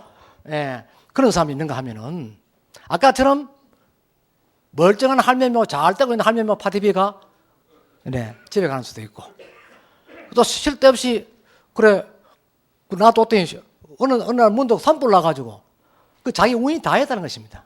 그래 되는 경우도 있고 또 어떤 데는요, 어떤 마을에는 하천이 이렇게 있는데 징검다리를 통해가 늘 큰 길이 여기 있으면 여기서 건네왔는 길이야. 왔는데 1960년대 이제 새마을 사업 하면서 제1수건 사업으로 여기 다리를 턱 나게 세면 다리를 탁 하나 크게 나게 나는 이 안에 마을에 사는데 난리 나는 게 진짜 앞만 비워도 발바닥에 물 한 번 치고 도난다고 막 품을 치고 난리 나는 거야. 난리 났지. 났는데 그해 가을부터 문제가 생긴 기로 이 마을에 젊은 청년이라든지 처녀들이 죽는 거야. 병 걸려 죽는 게 아니고 사고나 죽는 거야. 경기에 몰러 가다가 논두렁면 넘어져가 보통 곰 끓기고 치울 가지고 경기에 덮이게 죽고 밖에 원행하는 사람은 지 일진을 신수를 딱 보니까 차에 받치 죽는다 해가지고 이 사람은 길 위에는 생일 안 걷는 거야. 길 밑에 논두렁을 내 걸어 다니는데 하면은 버스길 뒤 박아가 논두렁을 널쩍가 찡겨주고 이런 변들이 자꾸 이 마을에 생기고 젊은 청년들이 자꾸 죽는 거예요. 그러니까 이 마을은 이거 새마을 사업으로 다리 나는 기쁨보다 마을에 우환이 생기는 거야. 그러니까 뭐 무당알바 굿도 하고 살풀이도 하고 엄한 거 다 해도 안 되는 거야. 부적서가 온 가슴팩이 다 붙여도 죽는 죽고 내 죽는 거야. 그러니 차차 이 마을에 젊은이를 가진 사람들은 딴 마을로 이사를 나고 이 마을에 이제 늙은 사람만 남게 되었어요. 그런데 젊은 사람들이 다 거의 다 죽고 나니까 늙은 사람이 있으니까 늙은 사람 중에서 젊은 사람이 또 죽는 거예요.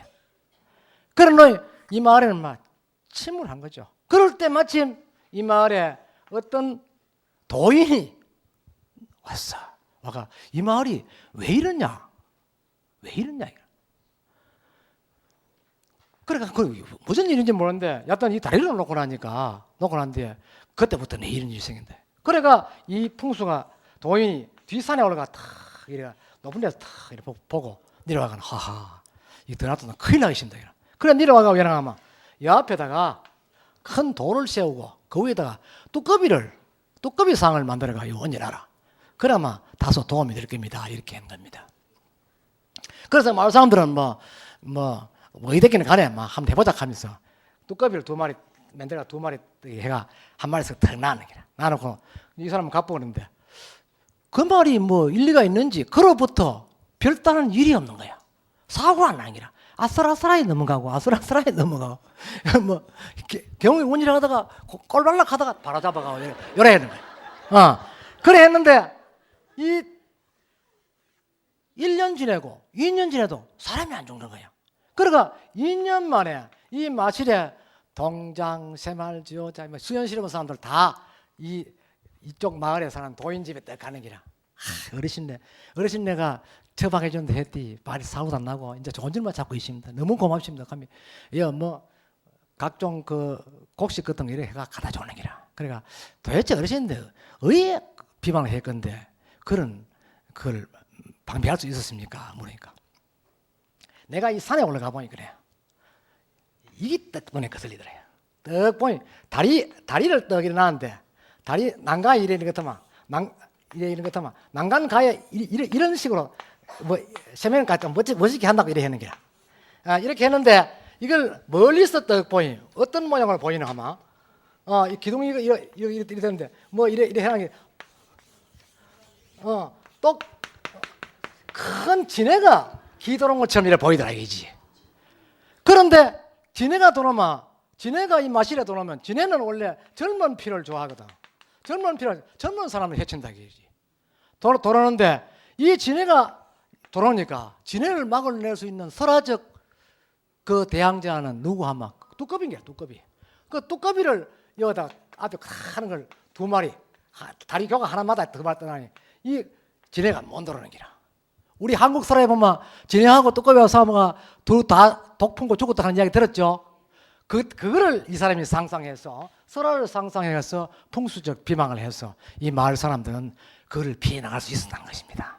그러니까 얼마나 우리 선조들의 지혜가 뛰어났고 설화가 우리 인간들의 생활과 밀접한 관계를 두고 있었는가 하는 것을 우리가 짐작할 수 있을 겁니다. 그러니까 여러분들이 오늘 제가 이 804 일대에서 이야기하는 것 중에서 부족한 부분은 다 이야기를 해버리면 언제나 재미없습니다. 그래 언제나 11시 MBC 다큐멘터리 803 갓바위 803이 우리 경산 땅이 맞다 안 맞다 이야기할 것도 없어. 옛날 지도를 딱 갖다 내셔가 딱 설명해보고 그 위에서가 제가 가면 이야기할 거 없다. 용도 요 산이 지금 용으로 딱 내가 803 위에 용 콧등위에다가 부처가 딱 있는데 용이 출발하는 데가 와천 대동인데 대구에서 하는 것도 아니고 저 능선동에서 하는 것도 아니고 동구천에서 올라간 것도 아니고 요 올라가는데 이 경산용이다 이래. 경산용가 덕 보는 줄 모르고 헛소리 한다고. 그런들 이야기. 그 다음에 모세 딱 가가지고 못 두겠어가 제가 얘기를 합니다. 하면서 그때 내가 지금부터 1000몇백 년 전에 그때 용 내하고 같이 놀았던 이야기만 합니다. 용 요래가 싹 올라갔다가 올라갔다고. 그 카메라 찍는 사람이 무서워가지고 손 떨다가 NG 2번 했습니다. 좀 웃기지 말고 해달라고 얘가. 그래 해는 그런 이야기라든지 정상에 올라가서 판석의 모양이 왜 깨지게 되었는가 이런 이야기. 또 원념에 가서 원료가 수도를 하면서 왜 이런 물들을 사용하였는가. 그 원료와 용왕신앙과의 관계는 어떤 것이 있느냐 하는 것 등, 그 다음 저쪽에 불굴사의 이야기 등등이 언제나 아주 상세하게 1시간이니까 나올 겁니다. 물론 제 혼자 얘기하는 건 아닙니다. 저는 몇 편 안 나옵니다. 안 나오지만 제 이야기했던 걸 좀 풀고 또 다른 학자들이 뒷받침해주고 지역의 사람들이 정언해주고 이렇게 해서 완벽하게 하는데 오늘 밤은 803이 경산에 위치하고 있다는 명확한 증거가 이제 고정화되고 그 다음에 803 이 자체가 경산을 보호하기 위해서 있다. 우리는 803 덕을 본다 하는 것입니다. 명산이 있기 때문에 이름난 산은 반드시 이름난 인간을 만듭니다. 그러니까 산이 있어야만이 인간을 만든 것이죠. 인간이 최초 태어난 것은 바로 산입니다. 산에서 플러스 물과 결합을 하면서 인간이 일어난 거죠. 그 천지인이거든요. 하늘과 땅을 받쳐주는 이게 인간입니다.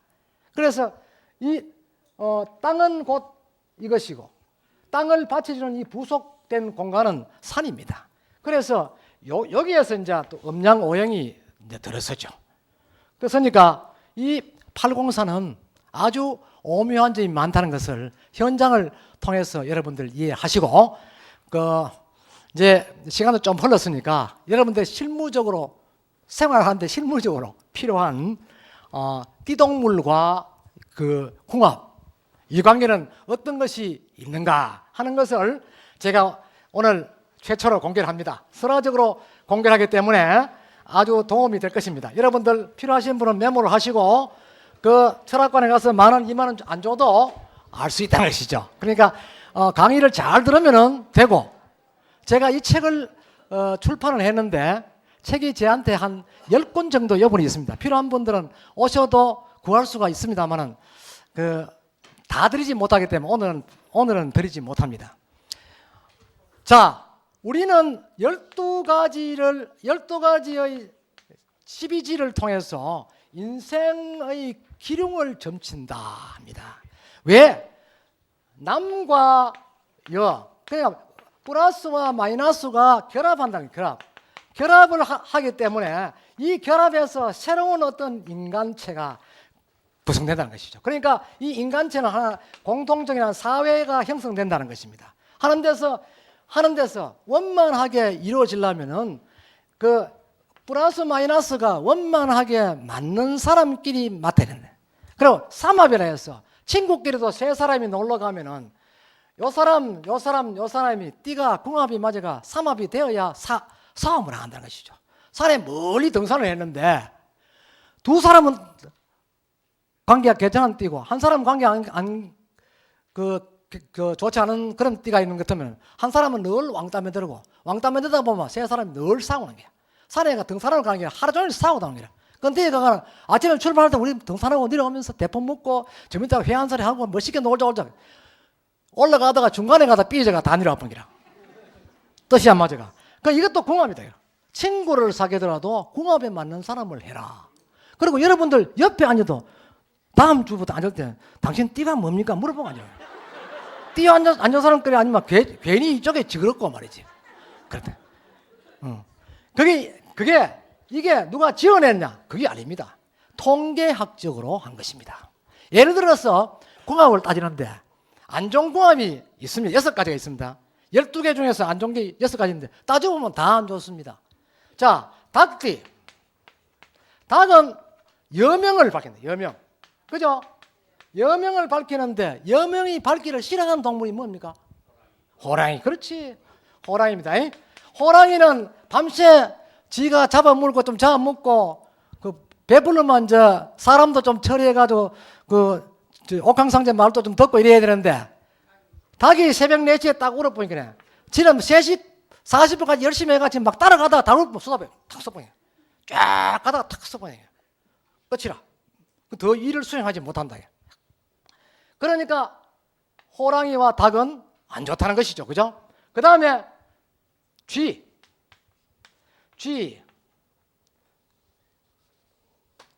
쥐는 뭡니까? 차례도 하자. 양을 합시다. 양하고 쥐하고.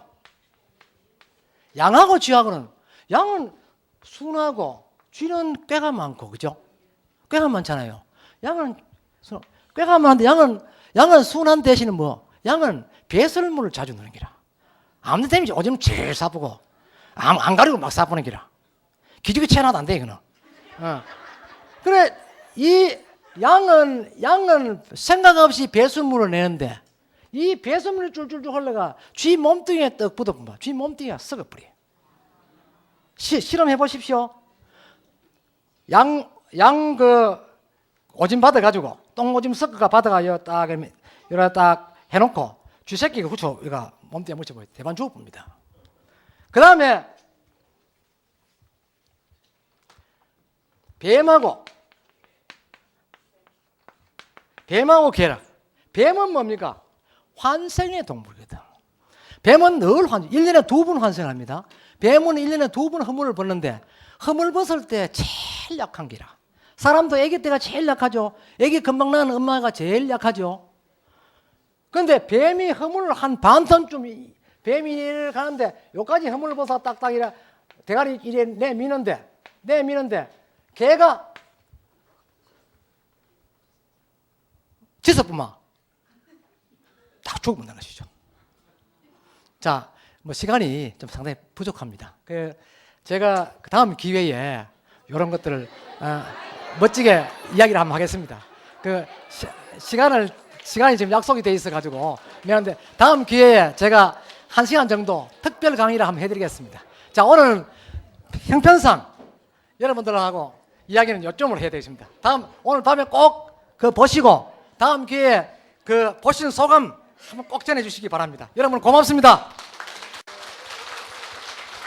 예, 열강을 해주신 관장님께 다시 한번 큰 박수를 보내주시기 바랍니다.